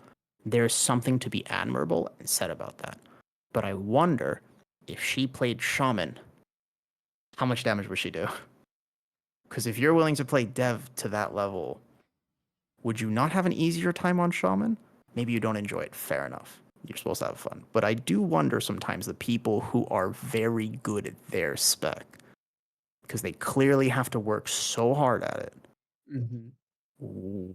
would they enjoy the game more if they swapped? Maybe. Maybe not. I don't know. I'll give you an example though. You play healers. If you're playing Holy Priest right now, is it a fun healer? I will let Saucy answer this. I think I Holy, I love is it fun? priests. I it's fun in raid in keys. I haven't even tried. There's no way I'm gonna even Right. try it in keys. It doesn't look fun. It looks Why terrible. isn't it fun? The damage is not part of healing. It doesn't have a lot of damage reduction. I just Hmm. don't like it. It's not fun. Because Not when I could compared to you my do other. it if I asked you? Yeah, I was yeah, like, of could you course. do it? Yeah. Yeah, yeah, for But sure you how can. hard would you have to work? Yeah, it's not worth it. It Not would worth You it. would be spending 300% effort Yeah, for sure. to play it. But you Not could fun. also just hit change specialization Yep. Play and play disc. disc, Yeah. And then blast and have fun. and you do better at everything. You know. Yeah. And then you're it's like, okay, but you're a one trick holy priest. Power to you. But would you enjoy the game more if you weren't? Like there I actually do wonder. Like I really want to respect people's times and choices, but if you're a one trick holy priest, would you not potentially enjoy playing disc? Like when it's currently tuned like this? Because there was a time where it's the other way around. Yeah. Holy priest is much better than why would you play disc? It Yep. struggles, like does less damage, it does less this. Um my favorite healer is Pres Evoker. And I started learning Resto Shaman, and I'm having Yes. a hard time playing Prez right now. Yeah, why would you go play Prez if you could just push a couple buttons on Shaman? Not no offense, Wolvie. I know it's more than a couple buttons, You but It is for sure. You still have to be on top of healing and all sure, that. of course, But the man. way that Resto Shaman heals is so much more intuitive and friendly. Whereas Prez is calculus. You can do the same healing, and borderline Prez is actually really good right now. There's nothing I can't Yep. out heal. But oh, it's really hard to chat on stream while I play it. Because Yeah, the if I'm brain not power. prepped in Brain advance power. 15 seconds, then I'm falling behind. Yep. Whereas a shaman, I can react to the damage. This is not a which is harder, which is easier necessarily. It's not a slander against either. It's just some specs are designed where you can have a little bit more of a chill time. And if that's what you're interested in, you might have more fun. Like you can play Brewmaster at 16s right now. But you might have to work really hard at it. And I have some friends who are just maybe I'd rather play something else. Let me try this Pally thing out. Oh, wow. Whew. That's so much better. I think we can make like a more general conclusion here, saying that you can definitely play any class you want with the hunter example that you gave. And I would Hmm. just add to this that I've always played the Rest to Shaman because it just vibes with me. I feel nice playing it. I Mm. like the gameplay. And there were seasons where Rest to Shaman was actually not good, believe it or not. And this is how my YouTube channel started because I was uploading my runs without commentary, without anything. And the season when Rest to Shaman was not good, people would come and say, "Hey, you still playing this? Like, what is going on? Why are you not trying whatever is meta right now?" And I said, "Yeah, I tried it. I played the meta, but I always liked Rest to Shaman, so I'll just keep playing it. Like, it feels good to me. Although some of the other healers can do more and feel better to play, Rest to Shaman still feels good to me. So even if you're stuck in a class that's not meta or whatever." if you like it, you can make it work. Like I think we've talked about this Mm. before, but in that top 0.1%, all the specs are represented. Obviously, 95% are going to be whatever meta is, but the rest of those 5%, those are the people who make it there, playing whatever spec they want, no matter With if they're meta or one not. with one caveat to the title. Yes to everything. If you are playing a very non-meta spec that is actually undertuned right now, you are only at title because you have friends who will take you. I Yeah. guarantee you did not pug it. I don't think you I can. can guarantee that you didn't pug title as a BM hunter. I know you can buck titles, but that's like Also, it's very hard to pug title in yeah, general. But yeah. that's just to clarify. If you are looking to go that high, you make sure your B tag looks Yeah. real friendly. Uh, Well, let me put it this and way. Scratch the title from the example that I was trying to give. You can reach whatever level you want on the spec absolutely. that you want to play. If you're because And nobody's goal is actually title, right? There's very I few would people who actually get there. I would gladly take a good hunter over a bad shaman. The Yeah. player instead of the class, and this is something that people watch content creators and they think that it distills down. It does not. Yeah. There is a level of key where you will suffer of not having meta. It's probably 17 or 16 right now. Some of the harder 16s, 17. Below that, anything works. Take the player, not the class. I wish that this was a little bit more understood. All the conversations we're having today, all the points, because we can discuss it and we can try to figure out like what's wrong with the game and how could we do this. Yeah, you could reroll the meta if you want an easier time, but it does not mean that your spec is bad. Not by a long shot. Anything works if you are good at it and you enjoy playing it. You said it vibes with you. Some things vibe with me, some things don't. Yeah. Maybe one day I'll make it a challenge to learn the thing that doesn't. But ultimately, there's going to be some things that fit your personality. Have you seen melee DPS? You ever played melee DPS before? Oh yeah. Every now Barely, and again? barely. Yeah? You ever see Rogues, how they I've play? done rogues. Have you ever seen an average melee DPS player, what their camera looks like? It's wild. They are swinging that around. They are zoom zigzagging all around. I cannot keep up. My eyes, I would never be able to do that. Yeah, You ever seen an probably average not. range player?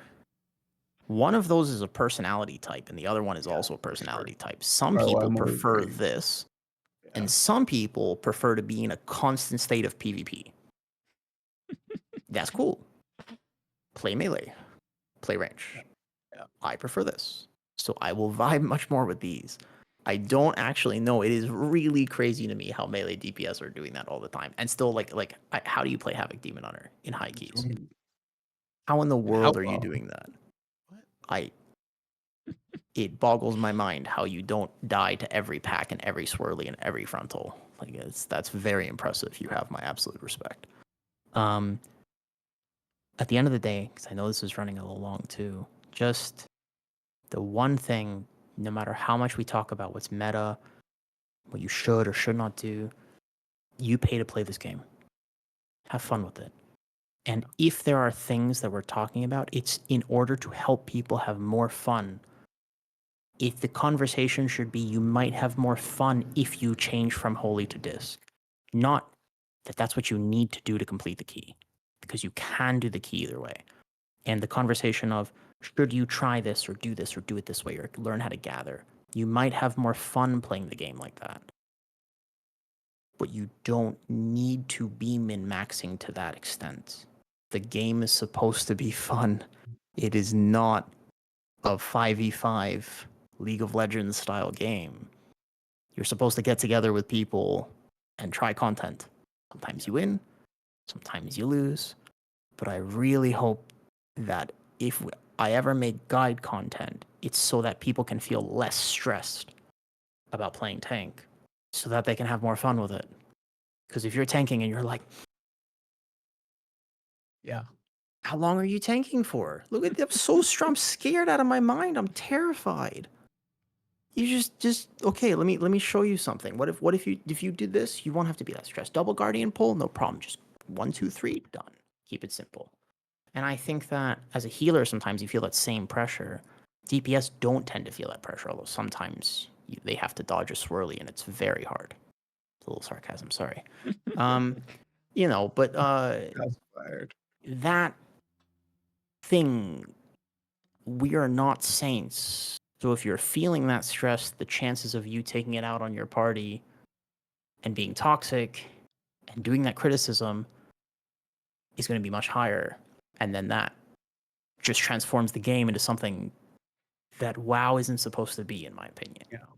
Yeah. So whatever they can do, whether or not it's good for the game or not, I just wish that Blizzard made decisions to help prevent this feeling when raid mechanics are wildly difficult and you have to be like laser focused in your raid lead. You know that you die in your raid lead. Hello, Saucy? Mm-hmm. You know why you died? Yep. It's like minimize the amount of time that has to happen. Yeah, coordination Yeah. is cool, learning is cool, but I just wish that Blizzard made more decisions to make the game more fun. People will still min-max. Me, I'm going to do keys. And the people who are doing the keys at my level, none of us are quitting. Yeah. Trust me, you make the keys Yeah. 30% easier, we're all still doing keys. You don't have to make the game for us. We're not quitting. We are chronically addicted to the game. Do not cater to us. I'm telling you, there's no way I'm quitting WoW. Yeah. It's not going to happen. And So correct me make the if game I'm for the people who are coming home, just want to chill. correct me if I'm wrong, but I don't think anyone ever complained that the key's too easy, right? So Yeah, that's a good point. and Uh, man, I wish it was so much harder, you know. But yeah. I think that Yeah. and I've said this before, but specifically in Mythic Plus, the difficulty comes naturally when the key levels start to go up and Yeah. they scale.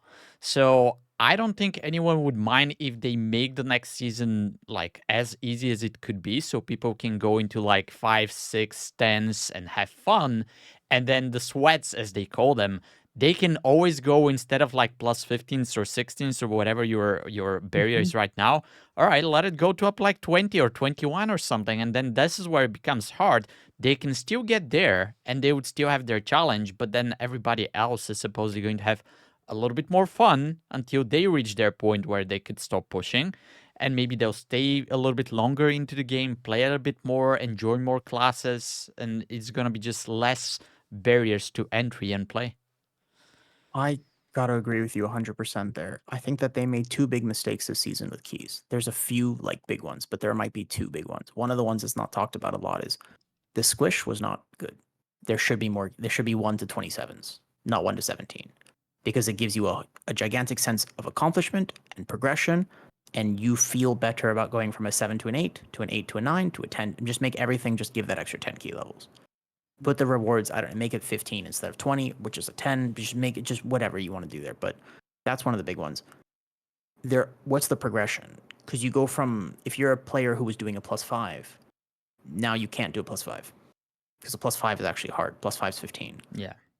There was a whole group of players that just, who did it serve? Because I don't really care if I'm doing a +16 or a +26. That doesn't matter. It's just whatever that number is the level.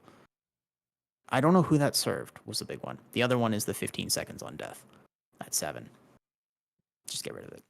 It Yeah. does not. What does it do? All it does is encourage toxicity. Right. Exactly. And it do a starts key, way too early. It starts as a +7. That's way too early. I've heard a lot of good takes. Maybe because it encourages, like, it's maybe not cool to have so much DPS, and they have to make the timer so tight that the top level groups, can still have 10 deaths and time a key at the highest level. Fair enough. Maybe make it so that it goes 5 seconds and then 6 seconds, and then maybe you can make it scale with Q. So like Yeah. the higher the key goes, the more the death penalty until it gets to 15 seconds per death. But if I'm doing it, you do a key with somebody and they die, it feels really bad now. Whereas before it was like, no, okay. But if now you're doing a 10, that's 15 seconds off the timer. Yeah. Okay, you have 5 deaths by the end. You miss the key by 30 seconds. All it does is make you upset that people died. And it's much easier to play the blame game. And I think it just encourages more toxicity, regardless of whether it's good or bad for the game. Any decision that's made to make gameplay more stressful is not good gameplay. Yeah. I want to add to that. I think like when I'm playing Disc Priest, to that point, like it makes it not fun because I'm playing for me, and now I'm like, is the mage gonna barrier? Is the rogue gonna cloak? Is he gonna press evasion? I need to have PS. I need to dome this because normally I want to save it for that thing, but everybody already used their stuff when they didn't need to, and now I gotta play for them because so you have to. And if you don't have your UI set up to watch all of that, then you're not gonna get there anyway, right? You're never gonna get to the level, especially as a healer, to really understand when am I using my cooldowns. So it becomes going back to what you said, like algebra or calculus, where it's like I need to know so much information to get this thing, and it's not really fun at that point. Saucy, I was doing a key with the DPS player, and I've done a few keys with them, and it's like 3,300 IO plus keys, like 16s and stuff. And I didn't know, and I figured it out later because I mentioned, I was like, hey, by the way, if you see sack on you, don't press a defensive. And they're like, what's sack? And I was like, sorry, Oh what now? no! And I was like, do Oh you have a boy! UI to track things? And they're like, no. And Why I was like, would hold up, I? wait. So like, if your disc priest like pain subs you, can you see it? They're See like, what? what's pain sub? And I was like, oh no. Oh, really? I was like, just get maybe not a whole UI, just get a weak aura. Like it's really helpful to know that at that key level, that's like kind of mandatory. Because otherwise, DPS will send all their defensives. First mechanic comes in, 3 buttons. I will never forget. It was one of the first weeks I was streaming, and I clipped it. There was a Ret Pally in like a 19 Oldham on Dragonfight Season 4. So this was like a high, it was like 29 or whatever. I was playing Prez, I was trying to learn. That's a hard dungeon. Third boss, he didn't press anything, dies to the shard because it does an incredible amount of damage. Mhm. And then he rezzed when there's no damage happening after the AoE, so there's no damage for 10 seconds. And he pressed bubble, bop on somebody else when they didn't need it, and then he pressed both his defenses in the span of 0.5 seconds when there was no damage happening after he already died. I was like, okay, what am Yeah. I? There's nothing I can do as a healer. Sometimes as a healer, it's not your fault when people die. Just Yeah. just remember. I'm gonna divert just a second, Wolvie. I'm sorry, I gotta apologize ahead because this is a PvP conversation. But I've been gladiator multiple times, and I heal as in arena, and it's such a big no-no. Like you have to know Mhm. when your DPS are gonna push a cooldown. Obviously, it's levels of like understanding the enemy of offensive CDs and then your defensive CDs and matching and all that. But it's a huge no-no, obviously, to ever double any kind of defensive. And so you take that mentality into keys, and it's just painful when you see tanks popping 2 CDs at the same time, or like like you just said, like the rogue cloaks and then the paladin magic buffs because they're not watching, and it's just like They're not expected to know, and I don't know how they would fix that, by the way. Like, they might have to there maybe should be more clear indicators somehow that DPS can learn better. Um, maybe stuff does I don't know what they because some classes are so naturally tanky, they don't have to press things. That's another big problem. Like, a sure. mage will learn pretty quickly to press a button because they're very squishy if they don't. Mage has, like, one of the highest death rates of all WoW statistics, which is wild because they're very tanky if they press things. Rogue is Yep. kind of the same, by the way. Rogue too. But a DK doesn't have to learn, or Ret Pally doesn't really have to learn that much. You know, there's a lot of different players who play WoW. It's one of the coolest things about WoW that there are so many diverse players. If I went into PvP, you'd be like, who is this guy? Why is he so bad? I know nothing. I don't know any of the PvP talents. You're gonna press a button, but what does that button do? I don't even know. I'm going to be the person that presses 2 things at once or doesn't understand that. I think there's something about you have to like watch for windows and CC instead of just pressing all offensive cooldowns and trying to do damage. And there's like some basic stuff I kind of know, but I'm definitely going into my first arena and just full blasting, and Saucy's going to be there and just be like, oh, Not that's this not guy how you do again. it. Yeah. I'm not a bad WoW player, but I don't Yeah. engage with PvP at Yeah. Yeah. all, pretty much ever. I have never gotten any of the PvP achievements. I think I've done a grand total of like 5 arenas in my life. Like, I don't PvP. So it's a whole different game mode. And we take for granted sometimes how much history we have with game modes. So, like, why can I play a spec that I might not know very well into a plus 14 key with relatively no gear I've been doing keys for a long time. Mhm. I have a Yeah. vast history with them. I've multi-rolled. Not everybody has that. Not everybody has to learn. And the other big thing is I play from Thailand. So ping makes me learn keys way more than other people have to. Because a lot of things I know, I have to know when it's coming before it happens. I cannot react. I simply will have a delay. My shield is a big one as a pally. I'll have to, in general, throw the shield before the cast starts. Otherwise, I'm not kicking it. So I did a challenge the other day where I did a no UI Dawnbreaker. As in, I played with 0 things on my screen. I couldn't see What my do you mean? health. I couldn't see my resources. I couldn't see the nameplates of enemies. I couldn't see anything. And I ended the dungeon with top kicks because I had memorized the exact timing of when that guy casts Web Bolt and when he stops for a second to cast the cocoon on the ship. Should that have been possible? Maybe not. Can you expect other people to play it? Like, no. But that's how I had to learn because ping diff would get me every time if I tried to react instead of plan. So it is a huge factor in how I've had to learn the game. You have to move before the swirly comes, not after. When you're playing with like 200 plus ping.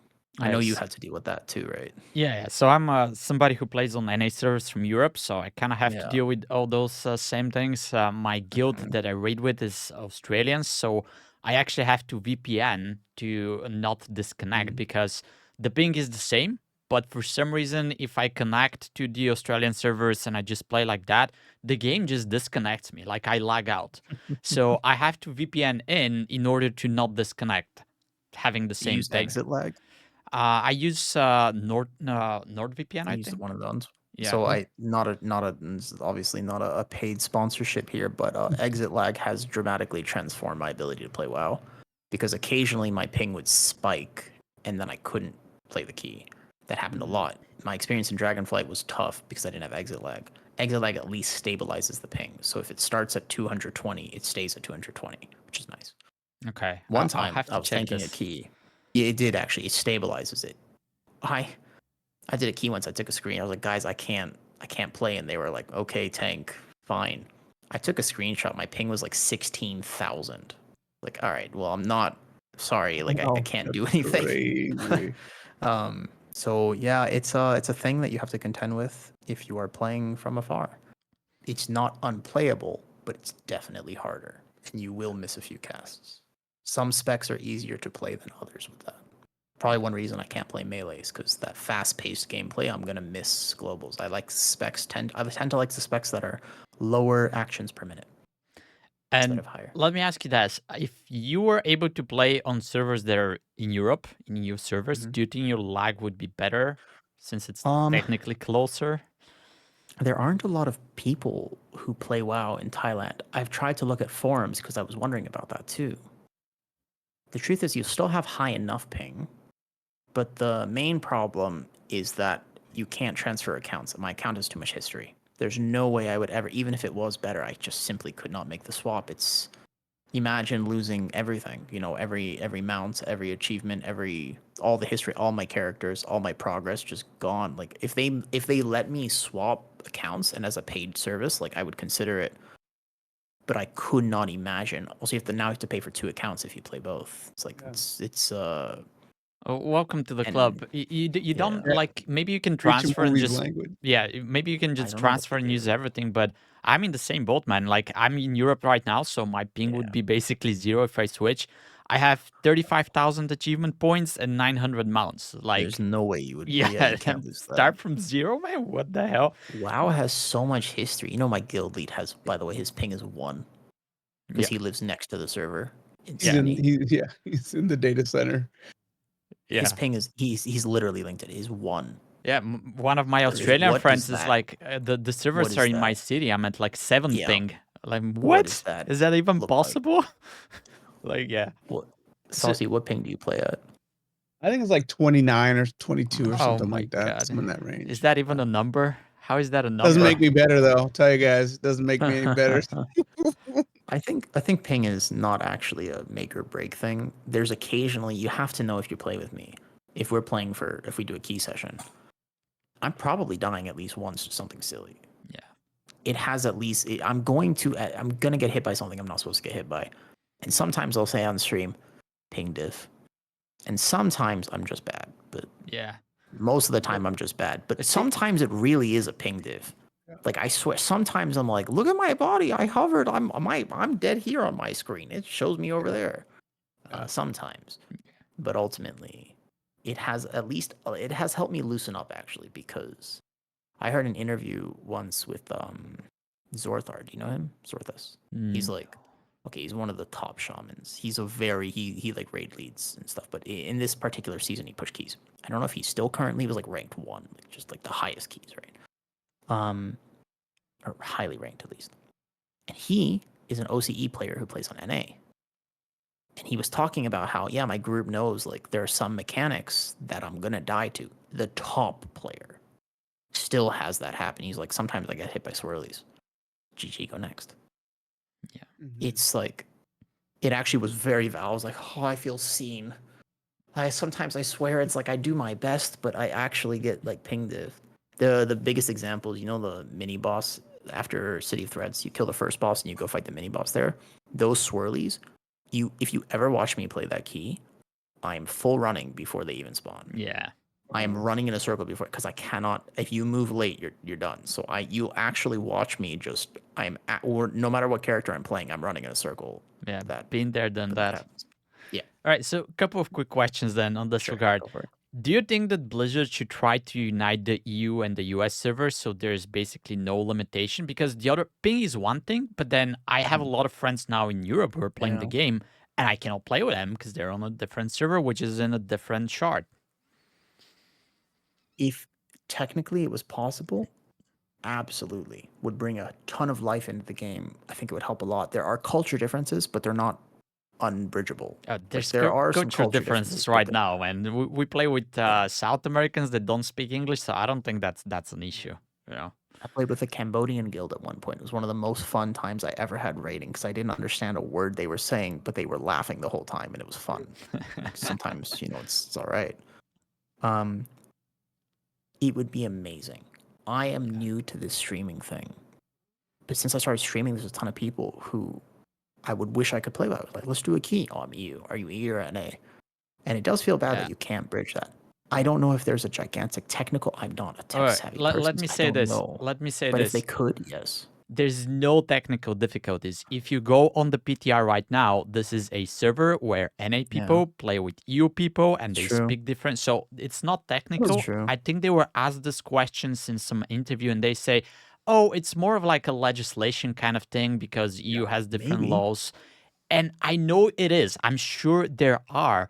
But this is not unsolvable problem, man. This is not the first game that faces, oh, we have players from US and EU and they're on the same server. Ooh, how do we solve? This is solved already. So it's basically a question of whether or not they want to do it. Yes, it's going to require some resources. It's going to require maybe a lot of things they have to move from server, but it is doable. They've already done it on the PTR. So it is annoying to me. And my only question is basically, how many other people are there like me? Because I thought I'm like a snowflake. I'm the only idiot who moved in the US, then who lived in the US, moved to the EU. Oh, I forgot to switch my servers. But now I see you, so you're another snowflake. Maybe there's more people like that. There are more. Although most of them don't play at a high level. Yeah, Just but statistically, it doesn't first of all, matter, most man. people don't. Like it's not about the pink and the level; it's your friends. Yeah. I think that more access, again, thinking about it not from a game design perspective, but just from a positive versus negative, more access to people is good. Yeah. So if they could do that, I would be 1,000% down. I don't see a problem with there being more keys listed, although there'd be more people applying, but it would just have more, you'd have more options. You would be able to find guilds to raid with at different times. That's a big problem for me, right? The time difference is so massive. It's 3 p.m. for me right now. So if the time difference is a huge problem for me to find people to play with. Because I play at like the AMs of NA. Yeah. So oftentimes actually there are more keys. Like I can't pug keys there might be 3 16s listed at normal NA times. There are 0 listed if I'm trying to pug Mhm. that level key at Yeah. 5 a.m. in the morning. Yep. Like there's 0 for sure. The only people I can play with are OCE tends to be. But yeah, that'd be great if they could do that. Yeah. I mean, that's why I raid with Australian guild because of the time difference. Because Saucy's J guild is starting at like 3 a.m. for me, so I just cannot play with him even if I wanted to. All right, so let's switch a little bit to the things that you already mentioned, streaming, because I think you can tell us some very interesting things there as well. You say that you're relatively new to the streaming, but every time I tune into your stream, there's like at least 100 people watching. And it's not like I'm a streamer and I've done this a lot, but like I'm struggling to get double digits. If I have 10 people, I'm like, ooh, so many people are watching me. And then here you are, you're saying I'm brand new, but it's just 100 people. Not So brand new. I yeah, started in July, so it's been like 6 months. okay. Brand That's not brand brand new new. or No, I'm whatever. not brand new. I'm not brand new. I started like I feel like I'm newer still. I guess it's Yeah. been 6 months, but All right. So the stream has tell us the been story about those 6 months and how did yeah. you manage to get to the point where you are right now? It's actually the most wild thing. Like when you asked me to introduce myself, I was like, I'm just a WoW player. Like I'm just a guy who plays WoW. Like I was the guy who I watched. I listened to every WoW podcast. I actually had listened to your podcast before I even saw you on Twitch because it was recommended because I had listened to all the obviously the more popular ones that were up front on the first page. But I found a few different podcasts actually that are more smaller, but it's like that's my content. Like I listen to the WoW, I watch the TGP, I watch all the replays, I watch the MDI. I like watching the Race to World first. I engage with WoW, and I'm just a player. Like I just like playing the game, and regardless of the level I've competed to, that's just how I spend my day. It's just I've always been a WoW gamer. So when I started streaming, it was like a dream. I kind of had this thought always. I was like I can't stream because everybody who's done it has already done it. I'm too late. If I started 5 years ago, it would have been perfect. But I'm too late to it. But going through just a bad breakup, and we used to foster a bunch of dogs in our home, and we don't foster dogs anymore. And just like my life changing, I had all this time in my day because I used to go to all the dogs, and I was a little depressed, going through life things. I just turned on stream one day, and one person said hi. One person came the first day. He said hi the next day, and I was like, "Well, this is the coolest thing. I should make a friend." I don't go out. I have no friends in real life. All my social communication is online. When you say like, how did I get here on stream? I really think it's because I can't be anybody other than me. It isn't an act. I'm, I'm chronically myself. I'm terribly awkward, but I have the personality that works for this. And that is kind of random coincidence and partially created over the course of my life. Like I chose who I wanted to be with everything I went through. So when I stream, I just hit go live, and whatever comes here comes out here. It's like one of those factory roll thingies, just conveyor belt, just happens. Which is why people are like, "Man, you're really talking through your rotation." It's like because that's what I'm doing. Like I'm not trying to explain it. I'm just like those are the buttons I'm hitting, and I'm just saying out loud what I'm hitting. Mhm. It's like I'm not really actually trying to like give a lesson. I'm actually just saying what I'm doing. Borderline, if I wasn't on the stream, I would still be doing that because it's kind of how I talk through problems. The biggest thing though is it is very cool the success that I've had with it. I think that it's mostly because I am very genuinely myself. And it's cool that people like that. But the other thing is that I genuinely love it. Like, it is so exciting to hit go live. It's so exciting to be here and be able to play WoW and talk to people and also have a cool stream. It is nothing, it's not work. I have a job. That job makes me more money than stream does. It's not work. It's just an actual passion thing. It has made me more social. It has transformed fundamental parts of my life. Like the answer is not, oh, because I really like WoW or whatever. It's actually like because I love it. And I feel as though that love and passion has been received. So now people know that my stream is like this and they can come hang out come ask questions, feel safe to ask anything they want to, and it's a wholesome, positive place because I really am like that story I shared and just the fundamental parts of my life. Kindness is everything, right? There's a Doctor Who quote that I try to live by, which is always try to be nice, but never fail to be kind. It's like we don't have to be nice like in that sense, but just kindness in gaming goes a long way. So I try to foster an environment with stream, and it seems like people like it. And I'm just gonna keep doing it, and wherever it goes, it goes. But it has received an unimaginable support, and to be honest, it was a lot of luck. Second week I was streaming, I got raided by Addison 2K, and some of his people came to say hi, and I was like, "This is." I went from like 5 people to like 100 people just like that because I got raided. I was like, I got really nervous. But the type of person that I am, I was like, all right, guys, I'm really nervous because I don't act, and people respond to genuineness, I think. So I mean, if I had to treat stream as a job, I don't think it would have worked as well. I don't think so. Because I would have been like, all right, I don't really want to be here, but I'm going to do it. And I think that people receive that sort of energy, if that makes sense. Yeah. So that's my best answer. I don't really know. It's still like a dream. I still don't even know how this exactly happened. I just hit go live. I play the game. And I talk to people. I also rant about the most wild things because I'm not medicated for ADHD anymore. So, can't stay on one topic. Oh, guys, definitely check it out. We're gonna have links in the description below for his streams. I want to advertise you because I think what you're saying makes a lot of sense. It's very natural. It's very genuine. And before the stream, I was thinking about why is your stream so different and so interesting to me.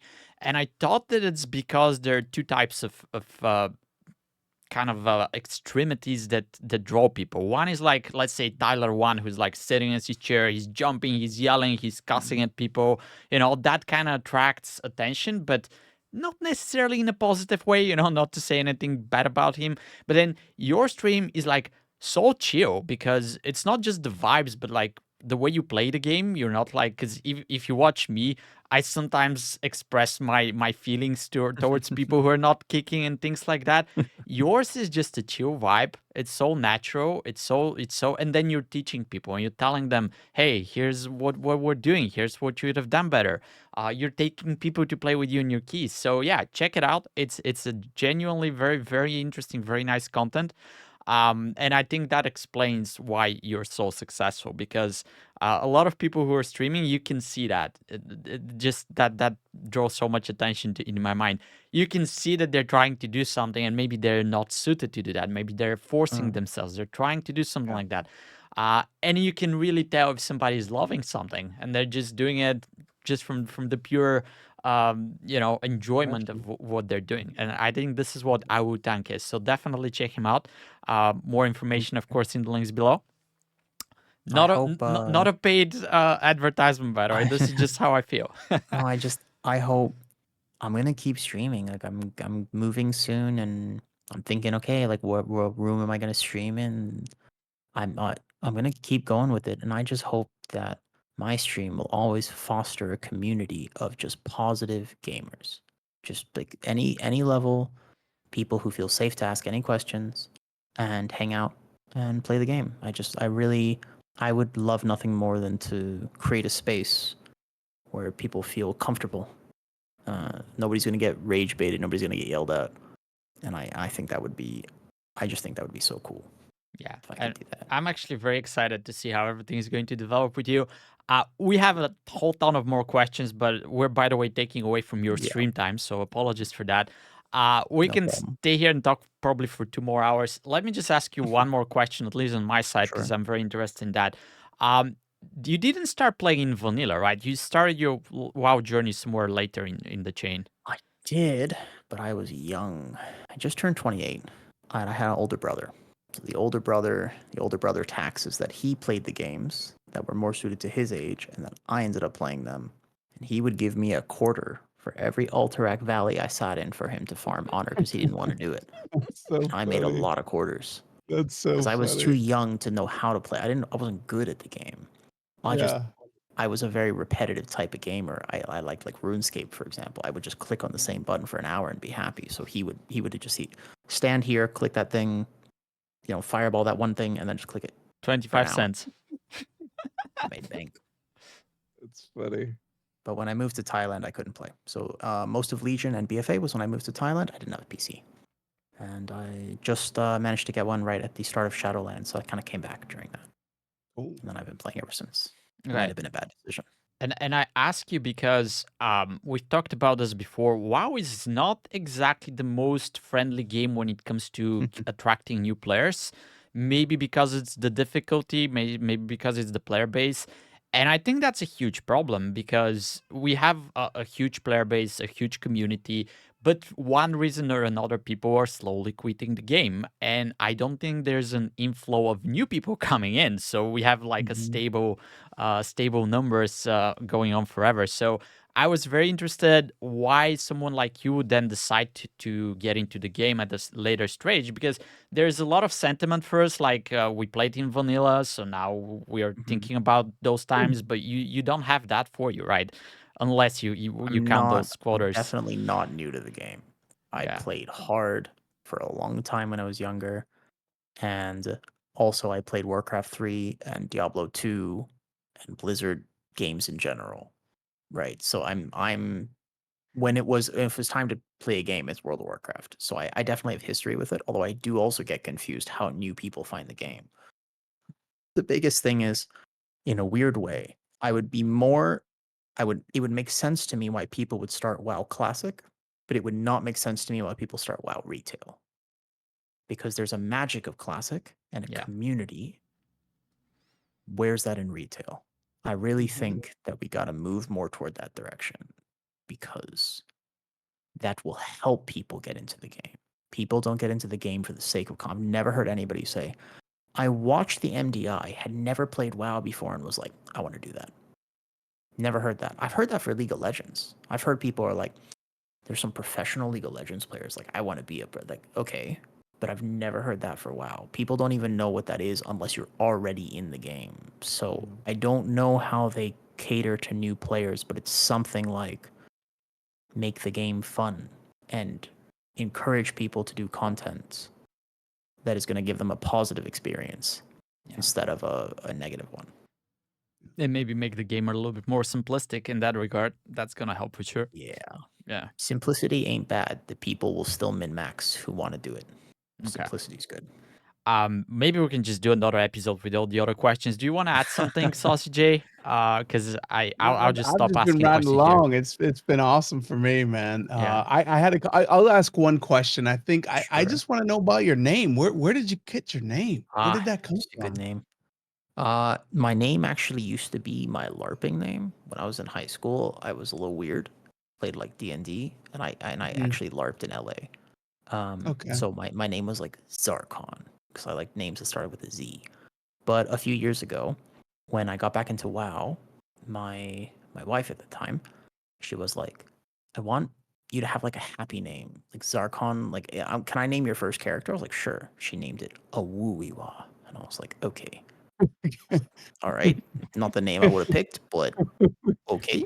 I told you Funny, you could name okay. it. So that's what the druid's being called, I guess. Okay. And people started calling me Awoo. That's cool. And she was like, when you raid, I want your raid lead to have to say, "Ooh." And then it turned out that I kind of like because it's a happy thing. It's really Sure. hard to be really pissed and be like, "Ooh." Like it makes people smile. And all of a sudden I was like, great. And the Twitch, I am not a very creative person when it comes to names. I was like, Awoo and Tank. Excellent. Awoo Tank it Perfect. is. Ah, That's all I got. I actually don't always play Tank, but